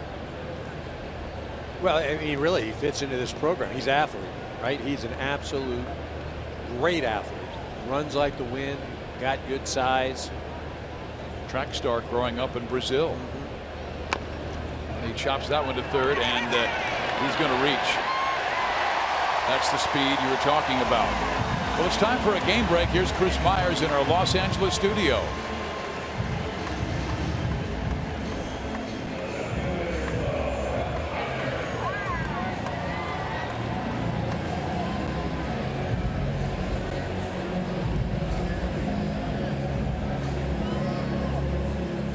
Eric, that Chris Bryant has some kind of power. Well, you look at those guys on that ball club. He and Rizzo, about Baez. I mean, that club just hits and hits and hits. I mean, really, we all know what the Cubs have done this year. Easily the most complete team. But again, you get into the postseason, just getting out of the National League. If you have to run into the Nationals or the Giants or the Mets, you know, in those pitching staffs, anything can happen in that 1 week. I always remember the 2001 Seattle Mariners. They won 116 games. They just dominated. And then they run into the New York Yankees, and the Yankees pitching staff shut down that great offense led by Ichiro and Brett Boone and Edgar Martinez. Yeah, again, you know, it's not the best team that wins the World Series, it's the hottest team. And that's really the case. And whoever has the set of pitchers that can get rolling, whether it's starters or bullpen. And the key word is team, because that's what the Royals have been the last 2 years. To be able to come back from 4 runs down in the 7th inning facing John Lester in the wild card game against Oakland, and then last year 4 runs down 8th inning in Houston in the elimination game, and they somehow come back and win. Well, that's the interesting thing. You know, this game it's crazy. You look at last year, the game against the Astros, the shortstop Correa has the ball bounce off his glove. If it doesn't bounce off his glove, the Astros move on. And, you know, we're talking about now, you know, in between that time and now, the Royals have won a World Series. The Astros, they're nowhere to be found. They're not even going to see the postseason. This game it's crazy, but that's why it's so enjoyable. Ned Yost believed in the play you're talking about when Correa, the ground ball struck by Morales, that tied the game. But looking into each dugout, one dugout devastated, the other dugout absolute joy. Here is Brett Eibner. He's been on twice, reaching on a fielder's choice and then doubling to right, driving in a run, so Eibner has scored 2. Did you see Cabrera hold his hand? Grab Paulo's hand so he couldn't take the lead? He's a treat. There's a guy who enjoys baseball, Miguel Cabrera. Yeah, always has a lot of fun out there, interacts with the fans, the players. Saw him the other day messing around with Abreu, the first baseman for the White Sox. Seen him interact with the fans in Cleveland. He's got some sweet socks on right there.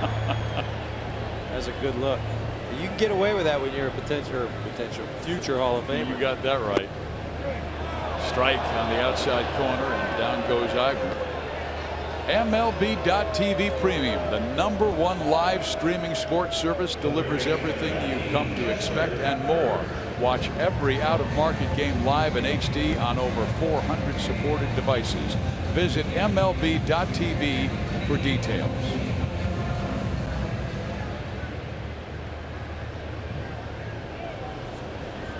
One down. Now Sanchez facing Cuthbert, who's 0 for 2. Sent Upton to the wall. Justin made the catch.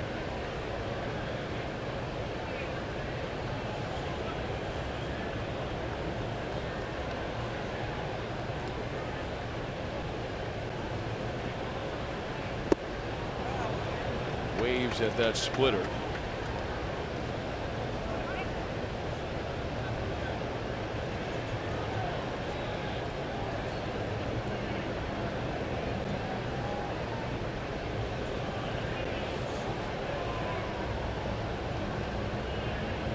Runner goes, pitch is fouled off.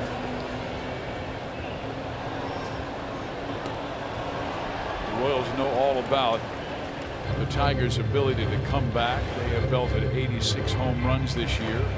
So Kansas City trying to keep the pressure on.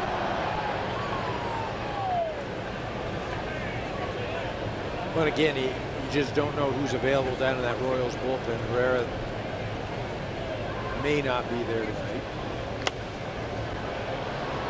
We asked Ned Yost that before the ball game. He said he threw 26 pitches last night, but he threw an inning plus. You get the feeling they'd like to stay away from Kelvin Herrera, although Wade Davis, their closer, is well rested.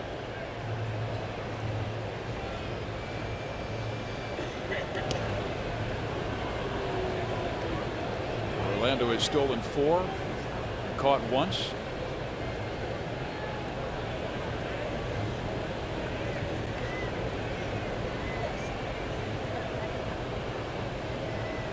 Does not go, and the pitch is inside, 1-2.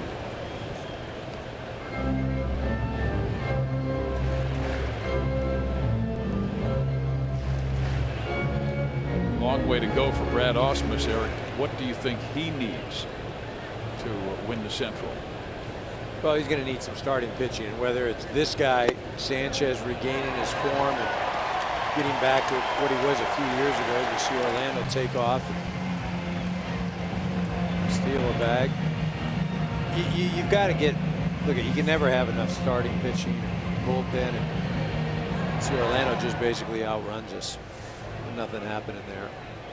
But this is a thing, you know, you've got Verlander and Fulmer and Zimmerman for Detroit, but you're going to have to get another one.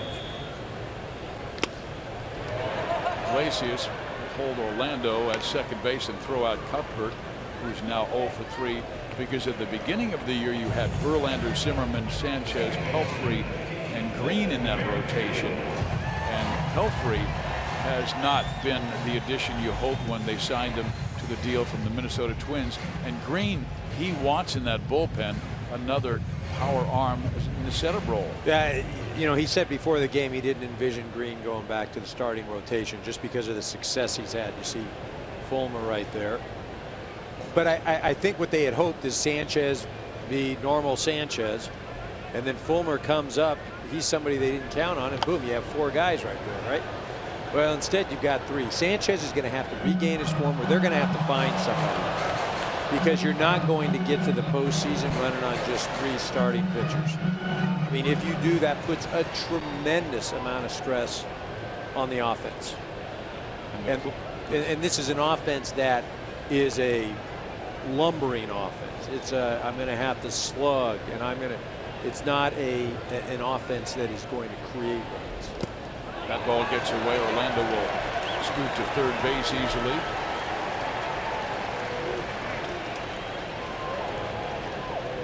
You know, if I'm looking at the Central right now, as we take a look at this ball that gets away from Saltalamacchia, I think we're going to take a look at that ball. It looks.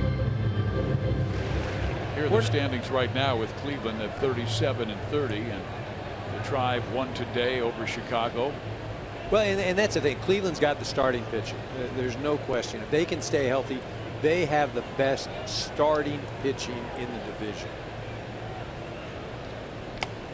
And they'll be getting Michael Brantley back at some time, but will it be the Michael Brantley who is the great player, or the Michael Brantley who twice has been hurt by that shoulder? And I think in all cases right here, whoever makes the move at the trade deadline or sooner that impacts their ball club, they win. I don't think any of these teams can just stand pat. They've all got issues.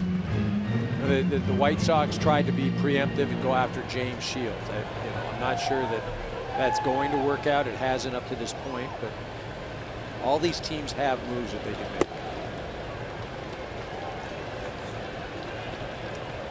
I'm just not sure when you talk about the Royals what they have left. You know, they've gone out and made moves the last 2 years. They got Cueto and Norris and Johnny Gomes, who's mainly an inspirational. Right? Zobrist. Ben Zobrist.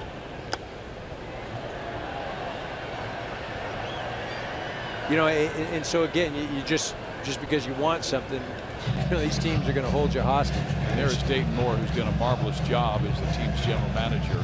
Yeah, he really has. And when those trades pay off, where you win a world championship, who cares? He had to give up good young talent, but Zobrist and Cueto and Gomes helped them win that championship. Well, you know what's interesting? I remember reading something where up the middle, 4 RBIs for Whit Merrifield.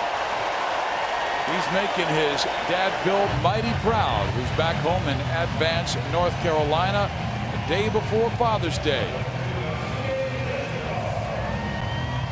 Two-seamer. Merrifield just shoots this thing back up the middle. Again, the more and more you see this kid play, the more and more you say, wow, how has he not been in the big leagues? You know, Ned Yost telling us prior to tonight's game that he was not on the roster coming into this season, and they thought that they would lose him in the Rule 5 draft, that being a draft where all the major league clubs have an opportunity to select a player, put them on their major league roster. All of them passed. He comes to spring training, would have made the club if he would have been on the roster. They could not find a roster spot for him, but because of injuries and other issues, he found his way to Kansas City. There's a grounder to short. Iglesias will throw out Alcides. The Royals get a run, and they now lead the Tigers by 6.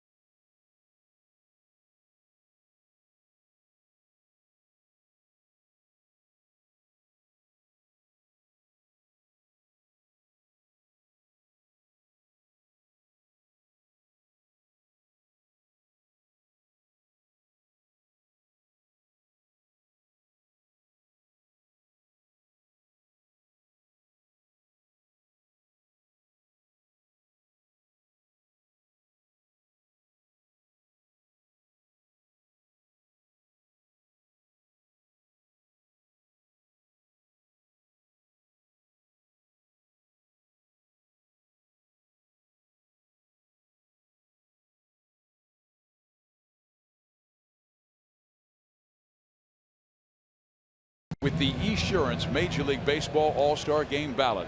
Vote at MLB.com/vote and catch all the excitement of the 87th Major League Baseball All-Star Game presented by MasterCard, July 12th, live on Fox. And currently there are 3 Royals leading. Salvador Perez at catcher, Lorenzo Cain was one of the top 3 outfielders, and Eric Hosmer, leading vote getter, over Miguel Cabrera at first base.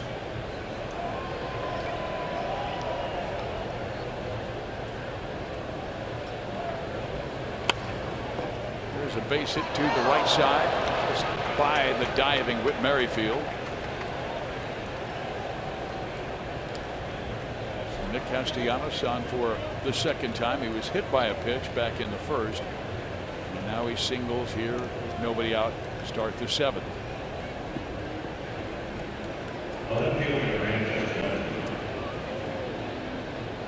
You see Merrifield get over there. It hits the lip and just kind of shoots over the glove. You see right where the dirt and the grass meet. Just shoots up over. He's looking. Man, what the heck happened there?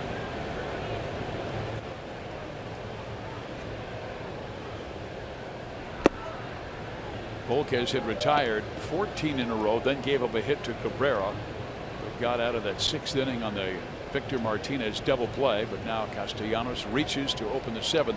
But his pitch efficiency has been very good, just starting the 7th and throwing 82 pitches. Upton belts one high and deep down that left field line, and it is gone.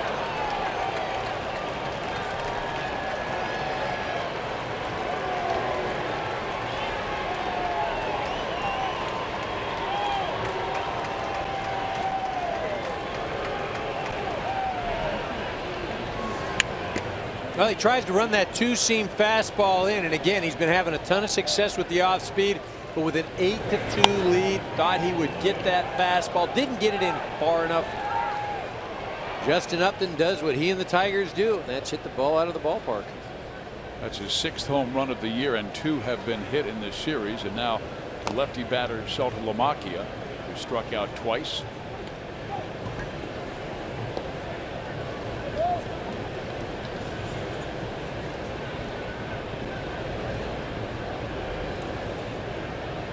Stephen Moya and then Saltalamacchia. Stephen has struck out twice, so has Salty.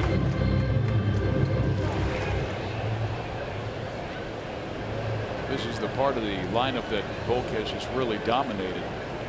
They are 0 for 6, nothing going on in the KC bullpen.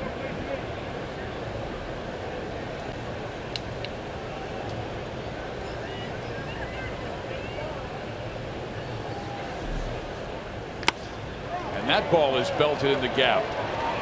Kane will have to play it off the wall. And Moya will stop at second base with a double. So 3 straight hits. And 4 of the last 5 batters that Volquez has faced have come through.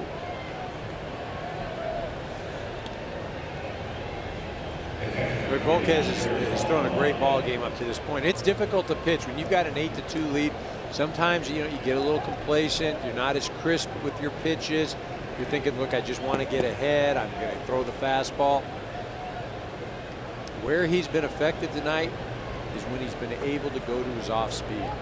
Luke Hochevar starting to warm in the Kansas City bullpen. Now Saltalamacchia takes a strike. And you see right there, goes to the first pitch breaking ball, getting ahead in the count. First 4 innings, opponents bat .221 off Volquez, but 5th and beyond, they hit .310, 90 points higher. Pulls that to the right side. Hosmer will take it toward the out. Moving to third, Moya. Let's go to StatCast, powered by Amazon Web Services. Well, this is that sinker comes in. You look at that velocity, 93 miles an hour. Now, not as hard as Morales when he hit 110 earlier in the game, but efficient as heck. Hit it right down the line, short as distance. Got enough launch angle on it. Let's put another tab in the home run book for him. Royals will play that infield back. Give up a run to get an out. And that's down the line, and that will score Moya, and all of a sudden it's a 3-run game.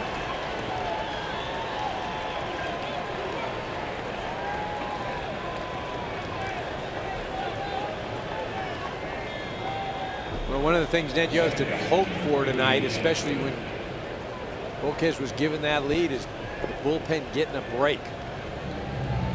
Tigers have continued to swing the bats, and Ned Yost looking like he's going to go make a change. And he's making a slow walk to the mound, allowing Hochevar to throw as many pitches as possible. He has not motioned to the pen just yet. I think he's going to force Ted Barrett to come out there and break him up, but they want Hochevar to throw at least 2 or 3 more pitches because he had just started to get up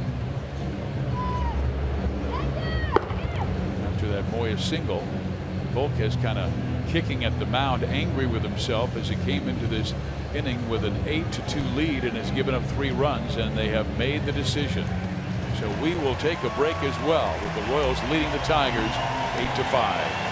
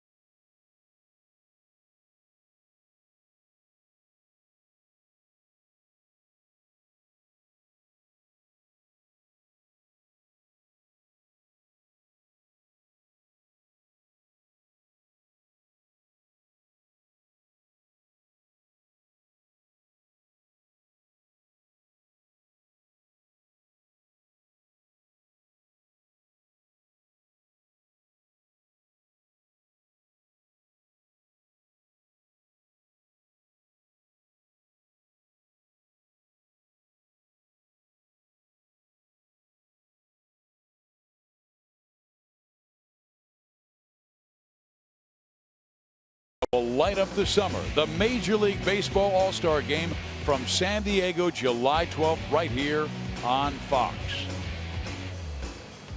Just around the corner here at Kauffman Stadium, Detroit getting a little closer with a 3-run 7th inning, knocking Volquez out. Runner at first is Iglesias, and a dangerous hitter in Ian Kinsler to face Luke Hochevar.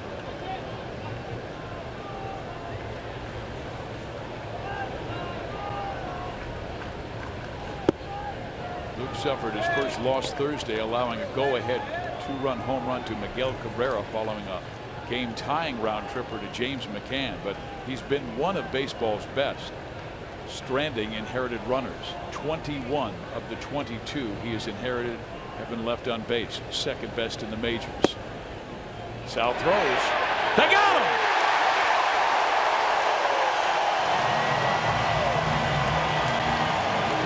Iglesias staying on first. He believes that he got back in time. That could be a huge pickoff. You see Hosmer does a good job, but if you look at that left arm, it looks like he gets in on the back side. It's a much better look right here. See, does he get that left hand? Yeah, he gets that left hand in. Well, I don't know. What do you think, Viz? Well, it's got to be clear and convincing, and that is, those are two interesting words. I feel like the left gets back there. I just don't know where he touches the bag. Either way, great job by Perez. Excellent pitch to do it on. I just feel like there he hits the bag there. And did he come off? Well, I don't know if that just slides across. I don't know. Detroit obviously is challenging, and the crew chief Ted Barrett is in conversation with the umpires in New York. But that could be a huge pickoff. It would be the second out, and then Kinsler's up with nobody out. That means Cabrera wouldn't have an opportunity to tie it in the next inning. But let's see how this plays out. Yeah, you just wonder where is he going, Iglesias, in that situation. You're not stealing. You got a guy that can hit the ball out of the park, up at the plate. You know, in the scouting reports coming into the series, you know that Perez likes to pick at first base.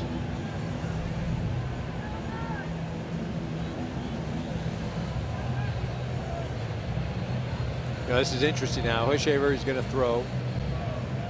Stay relatively loose. Sometimes these things, we've seen them go as long as 4 minutes. Yeah, obviously, this is an awfully close play. There are cameras that they have up on first base side, third base side that only go to Major League Baseball's studios back in New York.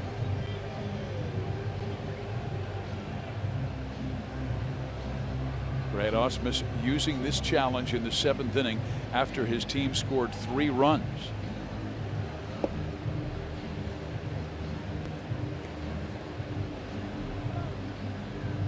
Safe. So a big challenge here goes the Tigers' way. Hochevar, meantime, has fallen behind a dangerous hitter in Kinsler, 2-0. Again, it looks like that left hand gets back on the bag right there.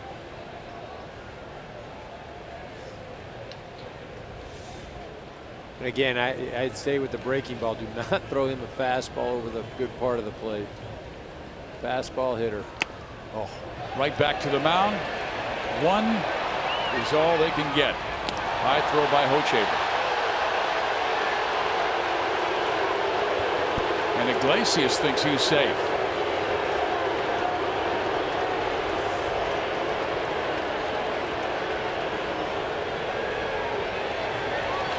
Yeah, I think Angel Hernandez just looking at second base for the force out, not even anticipating the tag. Clearly out by about 3 feet.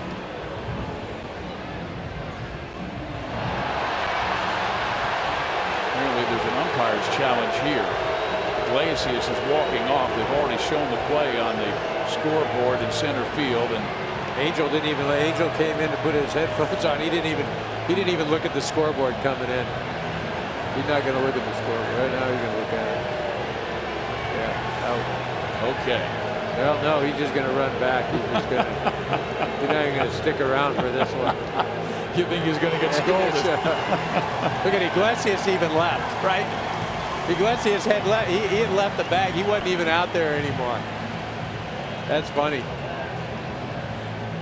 Yeah, I was wondering why Iglesias was still on the bag. I saw the tag, and well, how so he was from the bag. Right, but the funny thing was is they're doing the challenge, and Iglesias had already vacated the bag. He was like, look, you don't even have to challenge because I know I'm out. That's funny. Now Cameron Maybin. Strike one.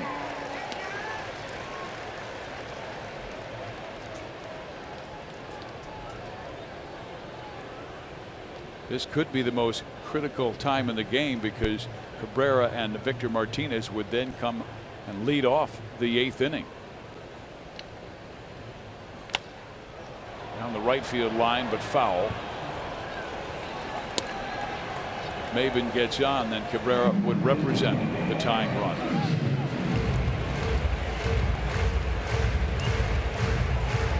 Well, Maybin coming in to tonight's game with an on-base percentage of over 400. Down 0-2. Wants to do anything he can just to get Cabrera up. Here's the tying run.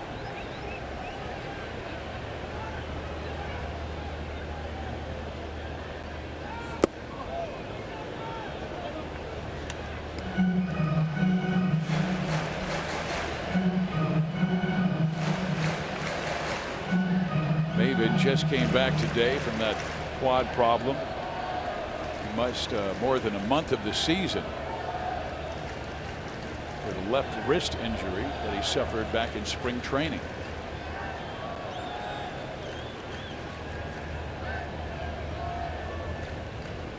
The 1-2 pitch struck him out.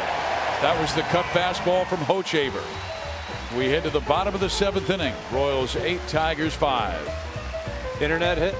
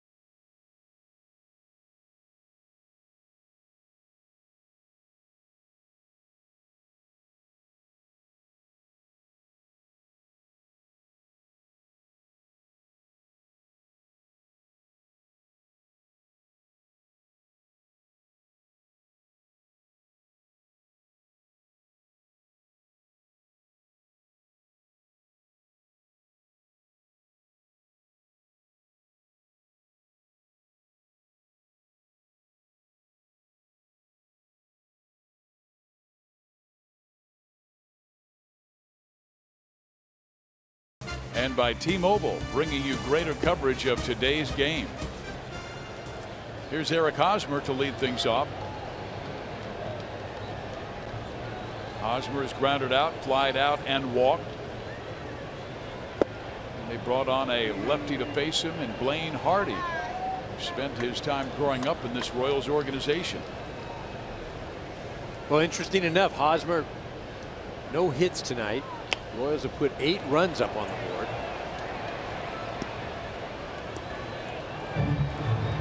He had a good game last night, driving in 3, now 44 to lead the club. Hardy's numbers this year, like much of their bullpen, not that impressive. A 5.11 ERA. Remember, Detroit blew a 7-run lead on Monday in a loss to the White Sox. And their pen ERA is second to last in the AL, 4.66 coming in. Green has been good. Rodriguez, you know, the wild card is going to be low. If he can throw like he did last year. There's a shot in the gap, right center field. Hosmer stops at second with the double. Hosmer getting in on the party tonight. On the board with a double right there. Just stings this pitch off the left. It is a fastball right down the middle. Not really a good place to throw a hitter like Hosmer.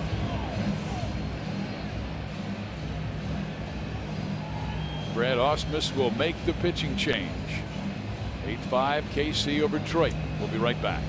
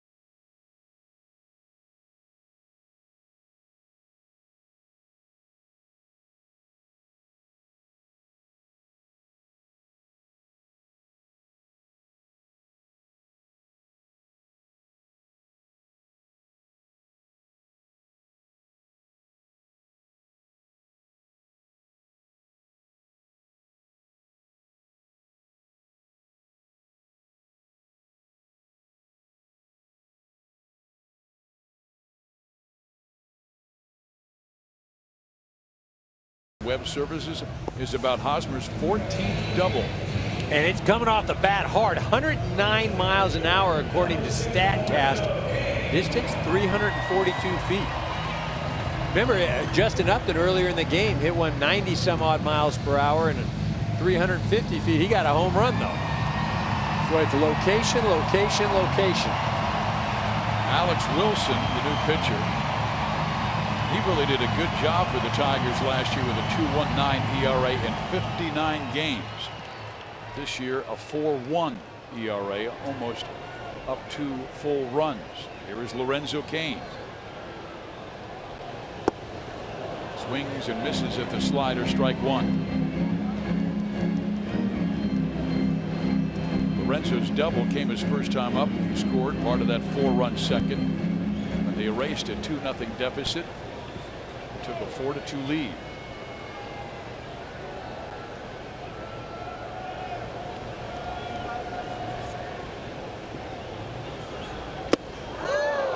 Ball, 1 strike. Wilson, born in Saudi Arabia, raised in Hurricane, West Virginia. You don't get too many hurricanes there, but there's a post office 17 miles from Hurricane named Tornado. So they like storms.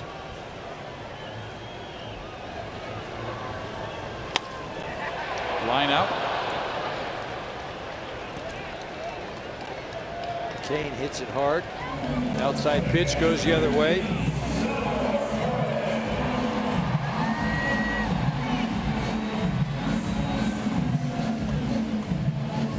Now the Royals' hottest hitter in Salvador Perez. He is 18 for his last 39. Included in that 5 home runs, so they will intentionally walk Perez to get to the lefty swinging Kendrys Morales, even though Morales has picked things up. Yeah, looking for the double play with Morales. And again, you're talking about a 3-run lead right now. You always want to stay within grand slam range. There's 4 runs. And a run out there at second base is big.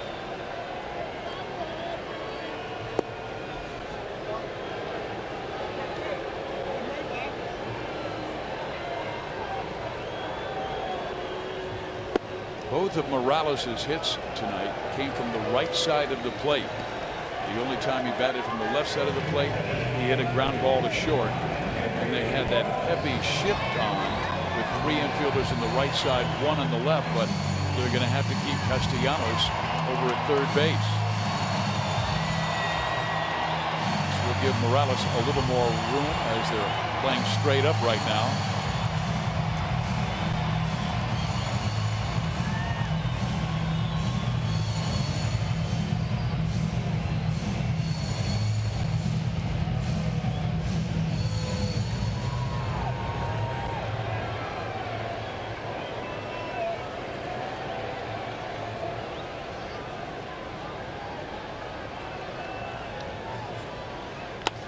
Goes after the first pitch and knocks it down the right field line. In comes Hosmer. Perez races to third. They're going to send him home, and he will score. And the Royals are now in front by 5.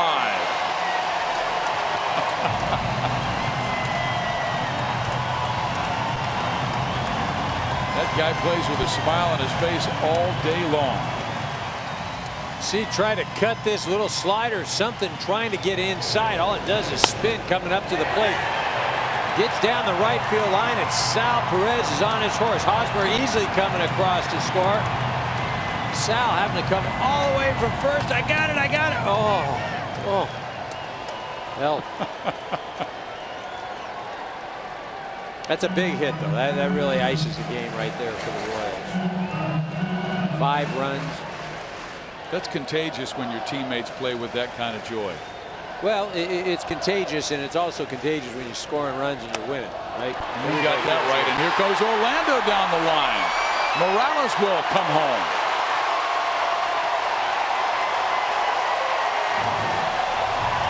Kansas City has scored 21 runs the last 2 games, and a lot of it on Detroit's weary bullpen.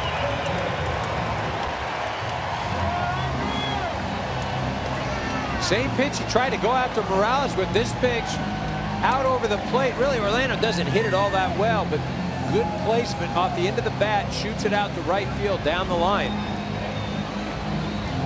So the Royals respond to the Tigers 3 with 3 of their own in the 7th inning, and they're not done yet with Eigner up and Orlando in scoring position.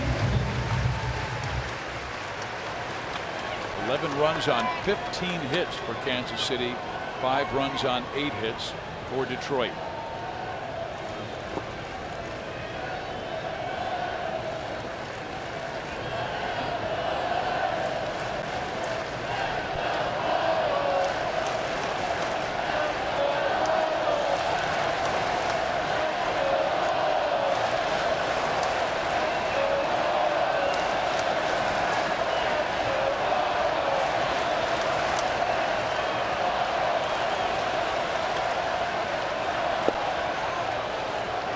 Familiar chant we heard throughout the playoffs last year. Let's go Royals.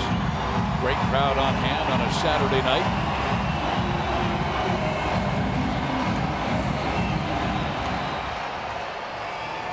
Fifth sellout of the year.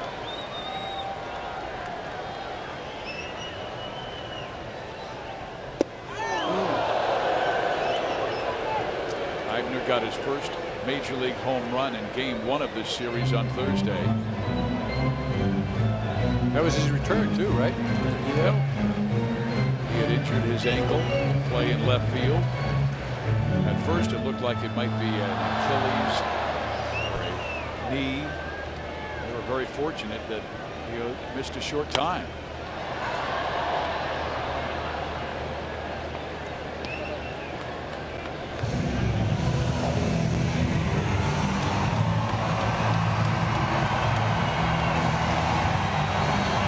It's interesting, Eric. The Tigers have out-homered the Royals 9-3 in this series, in Kansas City about to take 2 of the first 3 games.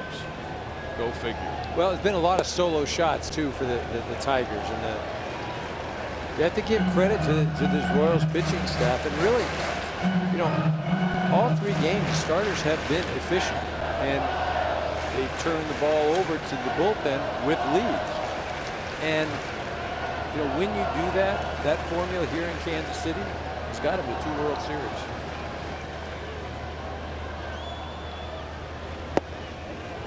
That's a strike on the outside corner. Ivor takes it looking. That is out number 2. There's only one guy who has not been on base for the Royals in this lineup, and he's coming up right now in Cheslor Cuthbert. Popped up, flied out, grounded out. Merrifield 3 hits. Perez 2 hits. Morales 3 hits. Orlando 3 hits.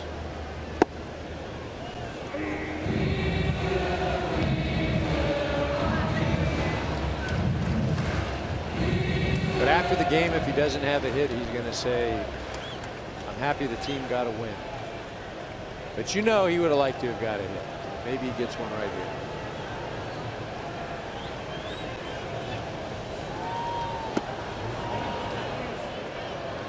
He went, and it is an 0-2 count on Cheslor Cuthbert. Young man out of Nicaragua, Corn Island. He's on the east coast of Nicaragua.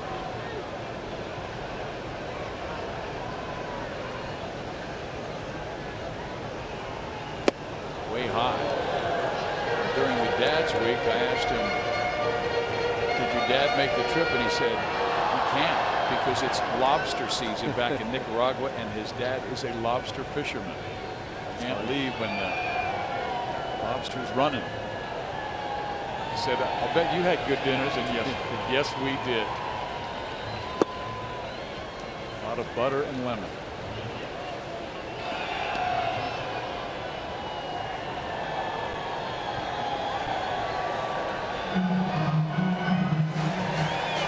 They've worked it here to a 2-2 count. Again, very easy in these games to give away at-bats, especially now with a 6-run lead.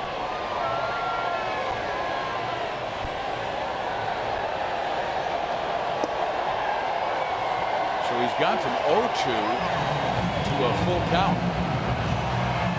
Now you just starting the wave. Yeah, you just got to believe as a hitter right now, you're thinking the pitcher is going to throw a fastball, right? It's 3-2. It's 11-5. You've got to. But this is when he throws that slider low and away.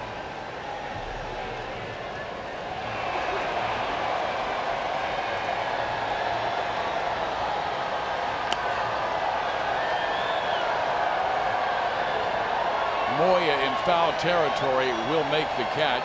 The Royals come up with 3 in the 7th, and they are back leading by 6.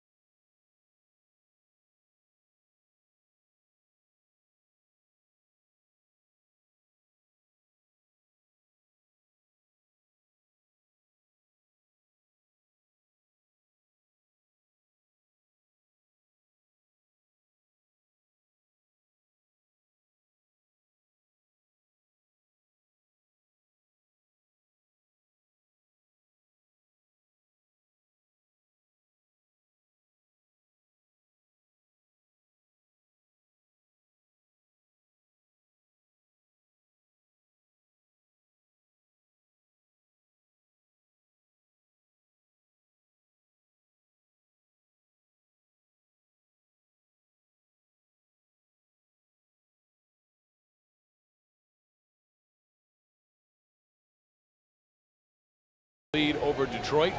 Miguel Cabrera is the batter, and the new pitcher is Joakim Soria after Luke Hochevar did an excellent job putting out the fire that Tigers offense had started in the top of the 7th inning.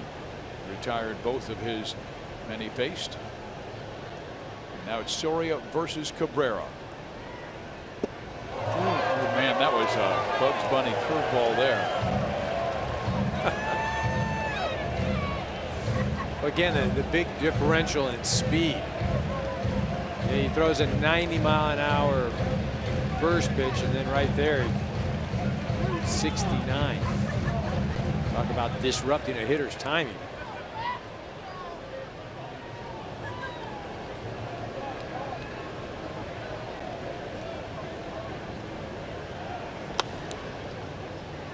Cuthbert twirls, guns, high throw. Hosmer can't hold on. And, let's see how they rule this one.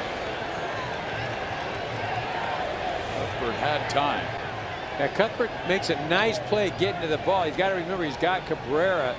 Probably could have set himself a little better.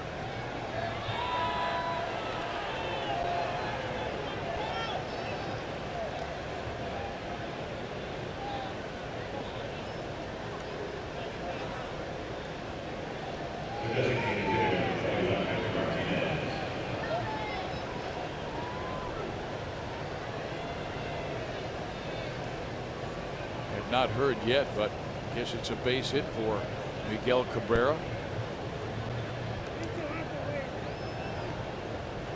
What would you say, Eric? I would have given that an error. I would too, because I thought he did have time. Yep. I thought he rushed the throw. Now Victor Martinez, who is 0 for 3.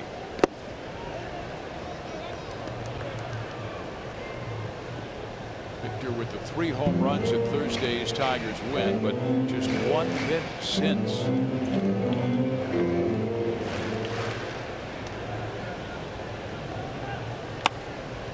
There's to Cuthbert. Second base 1, first base 2.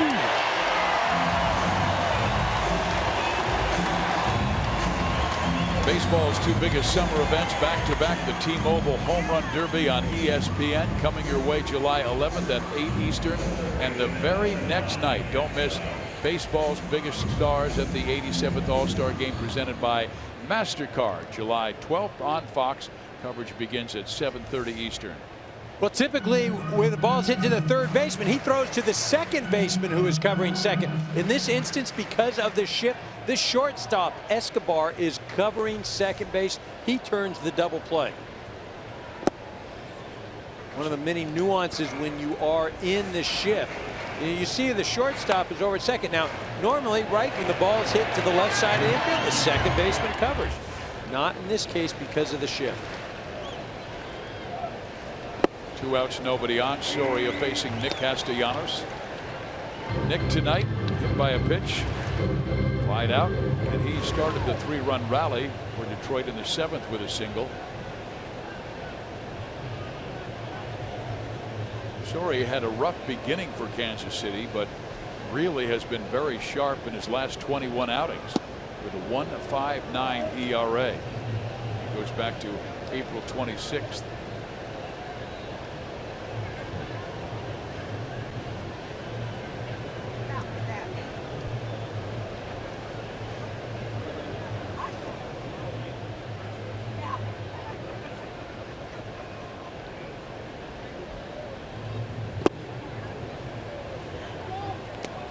The Tigers, they're going to have to slug, right? And JD Martinez, he's going to be out for a while. They say 4 to 6 weeks because of that displaced fracture in the elbow. But he's a guy that just really absolutely was on fire last week and a half or so. Hitting over 400 in June when they came in here. He's always done well in this ballpark. Well, and you made a great point when we were talking earlier about guys coming up and guys replacing others, and that it may work for a week or 2 weeks or even 3 weeks, but will you get that production the entire season or for a prolonged period of time? That's always the question. You know, will the Tigers get that for Moya. Fouled out of play. And for the Royals, they'll be getting back one of their best players in Alex Gordon. I told you he's going out on a rehab assignment to AA Northwest Arkansas starting tomorrow. And Ned Yost told us he'd like to give him 20 to 25 at bats so he could come back as soon as the Houston series or the St. Louis series. So that's like a trade without really giving anybody up. Yeah. Well, in the meantime, what it does is a guy like Ivan, he gets some playing time, he gets some experience, and that's only going to benefit the organization later on down the line during the end of the season. Rosters expand, playoffs. You know, so again, you never want to see anybody get hurt, but it gives other guys opportunities to find out, can they play at this level? Castellanos with a fly ball deep right center field. Kane going back, still going back, and makes it. Oh, he dropped the baseball.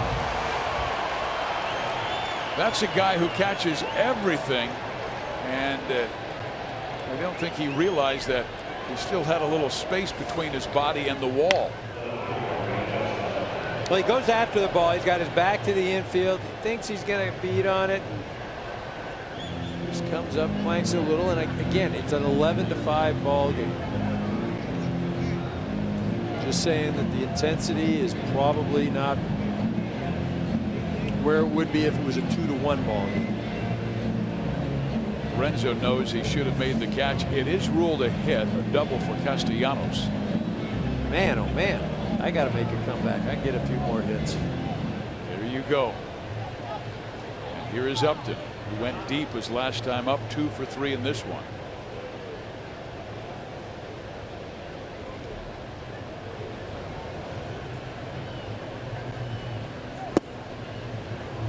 Soria delivers low. I was going to say, the amazing thing for me that Kane, as great a center fielder as he's been over the last few years, has yet to win a Gold Glove. Yeah, that just shocks me. I'm not sure there's anybody that covers as much ground. Well, he's playing in the same league as Mike Trout, and they give it by position. Yep. In the past, 3 center fielders could win it. Right. But now each position wins it. That's why Alex Gordon winning 4 straight Gold Gloves. He didn't win it last year because he was injured for about 6-7 weeks of the season. The groin injury.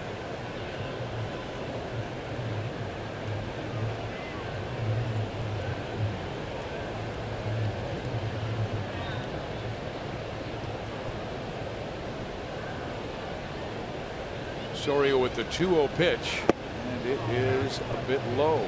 3-0.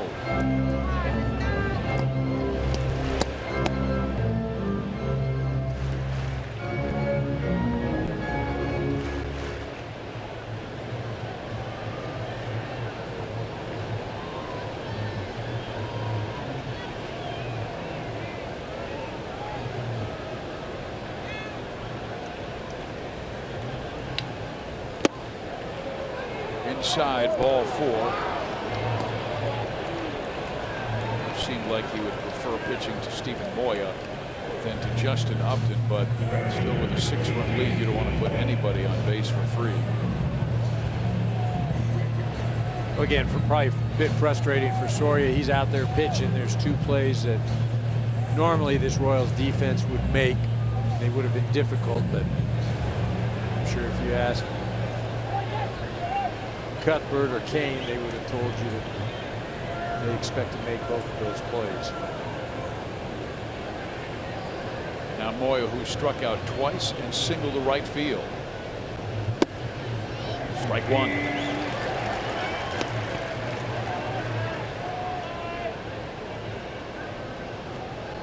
Cleveland crushed Chicago tonight 13-2, so obviously another poor start for James Shields, who the White Sox recently acquired. Ball is struck and fielded beautifully by Hosmer. Gets it to Soria. So after 2 rough defensive plays, the 8th inning for Detroit ends with a brilliant defensive play by Gold Glover Eric Hosmer.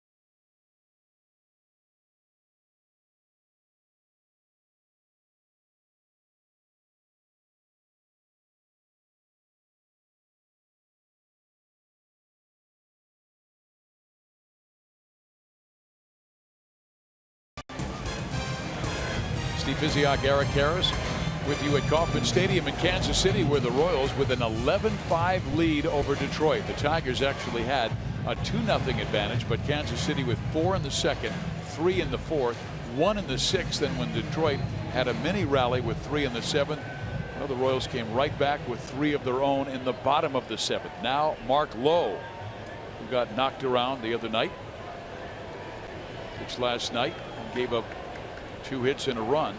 Got 2 outs, facing Whit Merrifield, who hits one high in the air to right field, and Stephen Moya says he has it. He does, and Whit is out for just the second time tonight after getting 3 hits and 4 RBIs. Well, you know, you talk about this Tigers ball club right now, and really some of the weaknesses that they've had. The bullpen, this guy right now out on the mound, he can be a key. If he can regain the form that he had last year, I mean, he was dominant last year. He really was. A 1.96 ERA. It is right now 8.71. What's been the difference? Well, he hasn't thrown with the velocity. Brad Osmus telling us that. Hasn't been missing the barrels of the bat.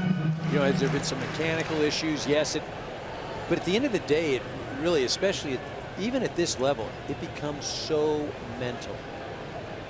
I mean, the old argument, what comes first? Is it the confidence breed the success, or does the success breed confidence? And I truly believe that this game, there is not a more difficult game to play mentally than Major League Baseball. How do you handle failure? Escobar with a base hit, and this is his first multi-hit game since May 27. The one thing we put up Mark Lowe's numbers. This is his 11th big league season. And Eric, he's been on the disabled list 8 times, so sometimes you wonder if something is wrong physically. Well, and that's the thing. He's the type of guy that's not going to say a thing, not going to make any excuse, going to take the ball whenever it's handed to him. You know, and at some point, when you see the struggles that he's had, maybe you've got to sit him down and just say, look, just take some time, clear your head, get healthy. But as long as you hand him the ball, he's going to take it. That type of personality. Hosmer with another rope to center field. Escobar scoots around second. First and third for Kansas City with just 1 out. Because when you take a look at the history of Detroit, just the last half decade, the closers that they've had, they've brought in Valverde, Joe Nathan, Joaquin Benoit, Joaquin Soria, and yet they have not been able to compete with the American League Central's bullpens. No, and that's the thing that's always been the knock. Is they've got this almost complete club, but they've never been able to find an answer for that reliable closer. You know, and again, though, this is the type of guy, Lowe, if he could just fill that setup role, give Brad Osmus a couple of options, the rest of the guys fall into place. Boy, is this Kansas City baseball or what? No home runs, all singles and doubles. All singles. They're relentless. They're going first to third. They're stealing bases. They're not striking out. They're putting the ball in play. You know, the thing that I find fascinating, though, is the discrepancy with the home and road. Kane to center field. That's the 18th hit, and they now have 12 runs. I mean, I understand that the big field here, and the team is suited to play in this type of ballpark with the expansive outfield, but the 13-23 record on the road, it's tough for me to digest. And I understand there's, you know, you have the fly ball pitchers, and you know, you have the smaller ballparks, or you have, but I just, this team is too good to struggle that much on the road.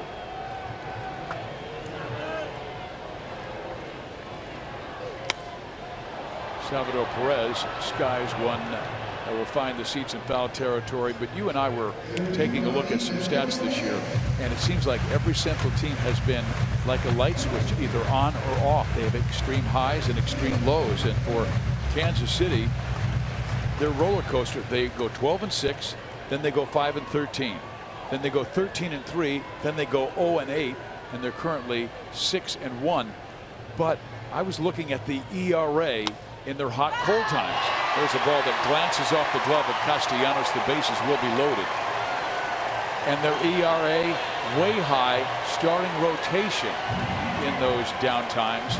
And obviously their ERA very low when they've been in those winning streaks. And again, though, is that a result of where they are pitching? I mean, can they only pitch in big ballparks? You know, I think it's almost coincidence, because the last 2 years they were one of the better road teams. Exactly. And that's it. That's his thing. It's like I'm not sure I understand. How is this? Is it a mental thing? Is it a? I don't know if you could put your finger on it. Well, the starting rotation success started on the road. Those last 2 starts in Chicago by Duffy and Ventura were outstanding, and that snowballed here to Kansas City.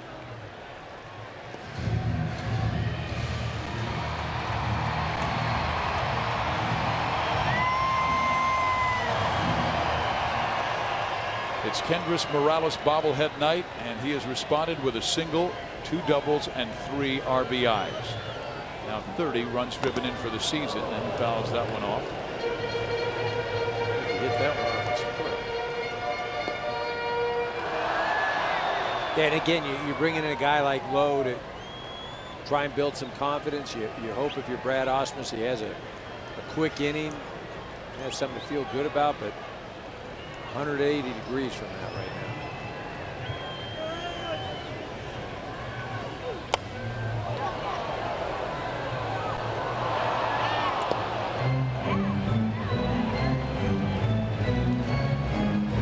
Morales had a game last September against Detroit in Comerica. 4 for 4, 3 home runs, a triple, set a Royals record with 15 total bases. Well, big swing here. Could give him a pretty good night. Fouled off, because he's already driven in 3. Well, again, as you mentioned earlier, the Royals coming in tonight only a half game out of the division, and they've really had no contribution from Morales. You know, once he gets going, it really is amazing to see where the Royals are right now, considering all the things that have happened to them or that they haven't done well. They just win.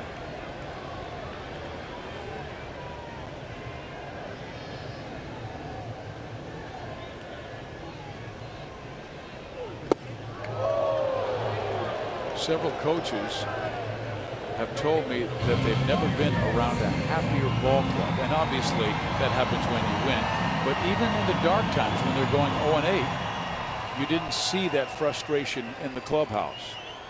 Well, and I think with what they've overcome the last 2 years, whether it's specific games or being a number of games back in the division. Up the middle, base hit, 2 will score.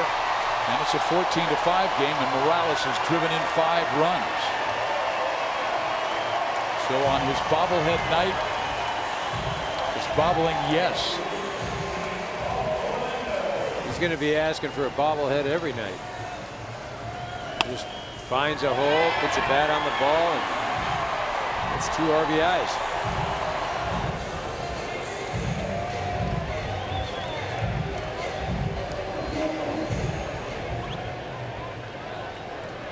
One time Kansas City trailed 2-0.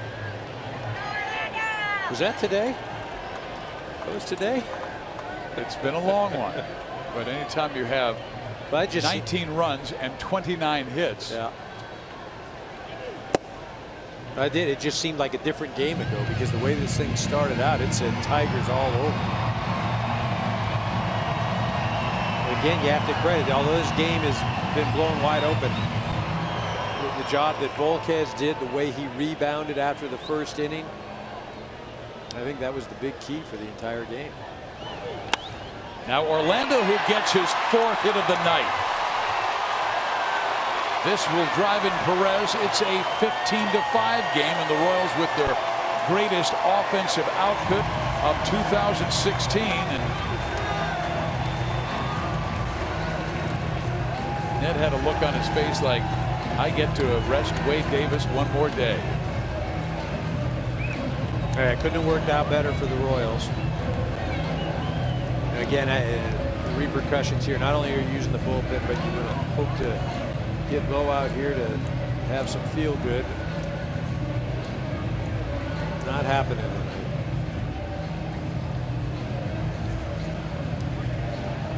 So Mark Lowe is done.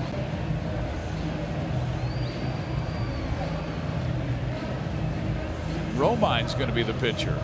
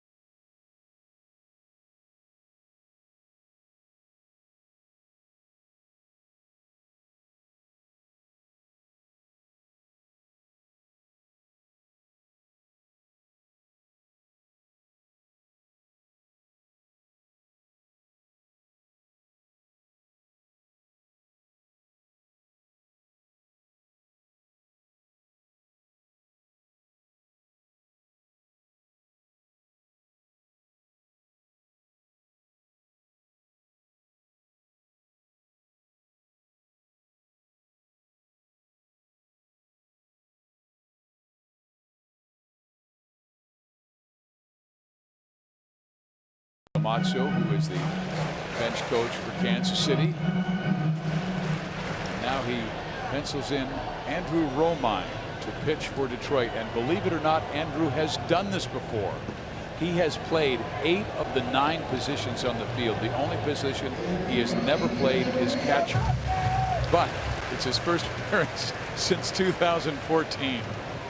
So he goes 2 years between pitching. You know what I do like that he's doing? He's just throwing up there 75, 76 miles an hour.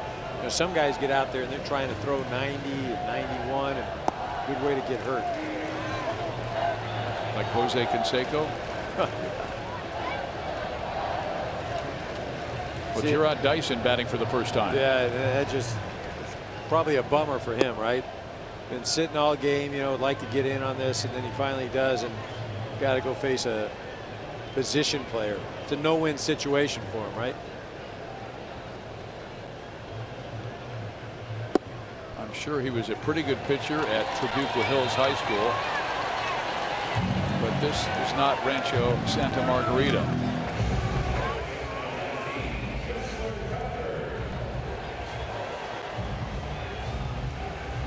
And Ted Barrett, who's the crew chief and the home plate umpire tonight, he was talking with Andrew before he's going to pitch.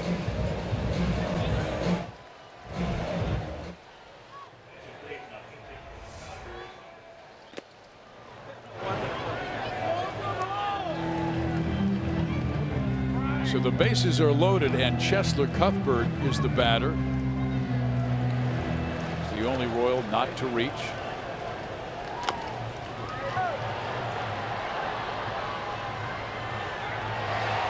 run will score as Chester Cuthbert does reach.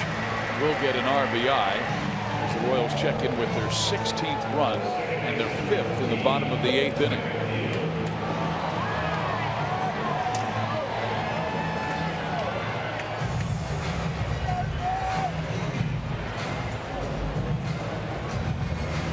Kendrys Morales, pretty good game on his bobblehead night. 4 hits, 4 runs scored, 5 RBIs.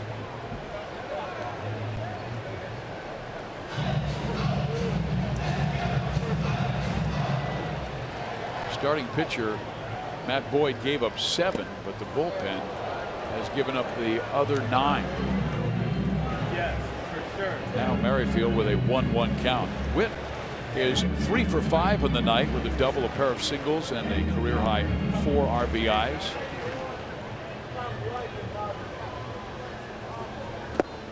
Oh yeah. In there, 1 and 2.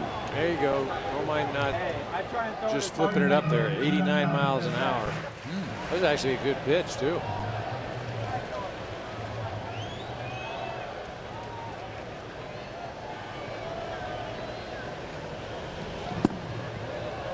Got away from Saltalamacchia, but stayed right between his legs, so he'll snap it back to Andrew Romine, who now has a 2-2 count.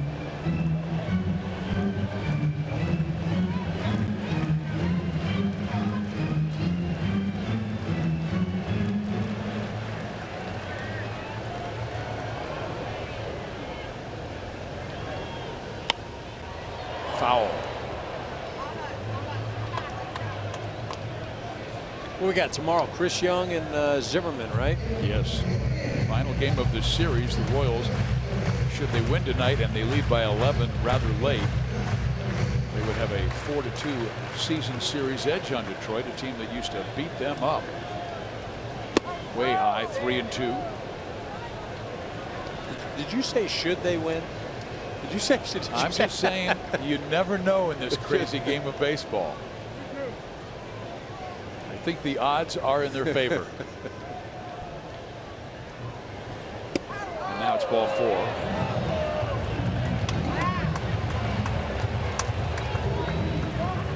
Royals will send their 11th man to the plate. In an inning, they've already scored 5 runs, and now Christian Colon will come up batting for Alcides Escobar.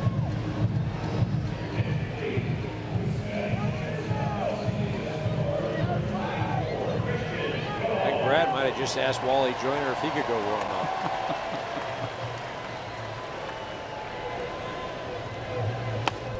Colon fouls it out of play for strike 1. Wally said, "Hey Omar, can you go throw?" Arm's a little tired. Great shortstop, Omar Vizquel.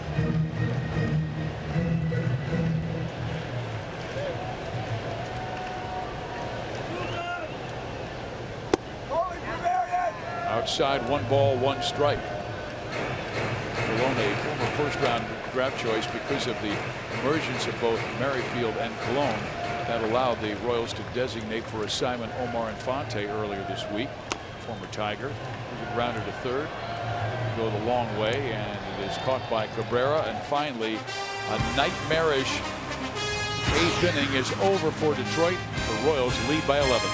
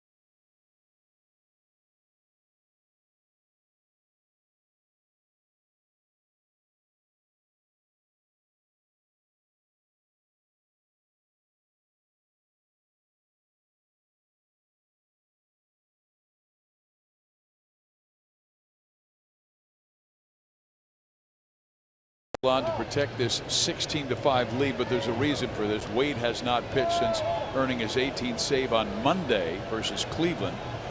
Needs to get the work in. The Royals have the Tigers tomorrow, but then they have Monday off as they travel to New York. And they also have Thursday off. Christian Colon stays in the game to play shortstop. Gerard Dyson is in left field.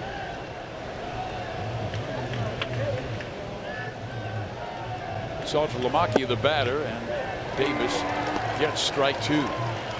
So even though this game is effectively over, if you are the Detroit Tigers, you do want to try and put competitive at-bats against Davis. You got a game tomorrow. Try and get the pitch count up.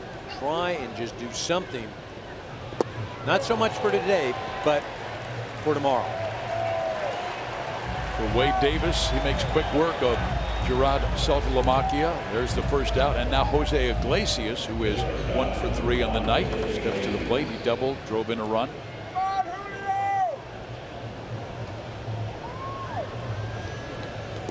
Wade Davis, of course, one of the great stories the last few years, acquired from Tampa Bay with James Shields in the Will Myers and Jake Odorizzi deal. There's a ground ball to third. Cuthbert has it. And quickly 2 outs. Davis was a good starter, but he has become a great reliever. The best 8th inning setup man for a couple of years for Greg Holland, and then when Holland went down with the injury, he became the closer and on the mound in Game 5 of the World Series to get that last strikeout. But again, you look at some of the numbers. Again, they're video game-esque. Doesn't allow home runs, strikeout to walk ratio, the hits per innings. I mean, you have to do a double take. Casey McGee is at the plate. Fouls it back.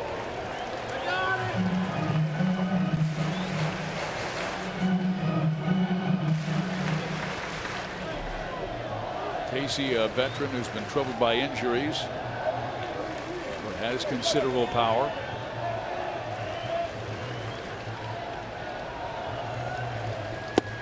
Way outside, 1 ball, 1 strike. Played a lot of third base, has bounced around, spent some time overseas.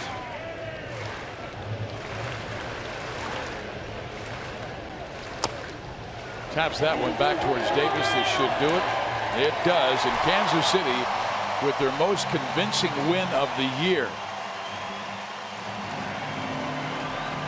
16-5, the Royals with the victory. They stay within a half game of first place Cleveland. We'll be right back.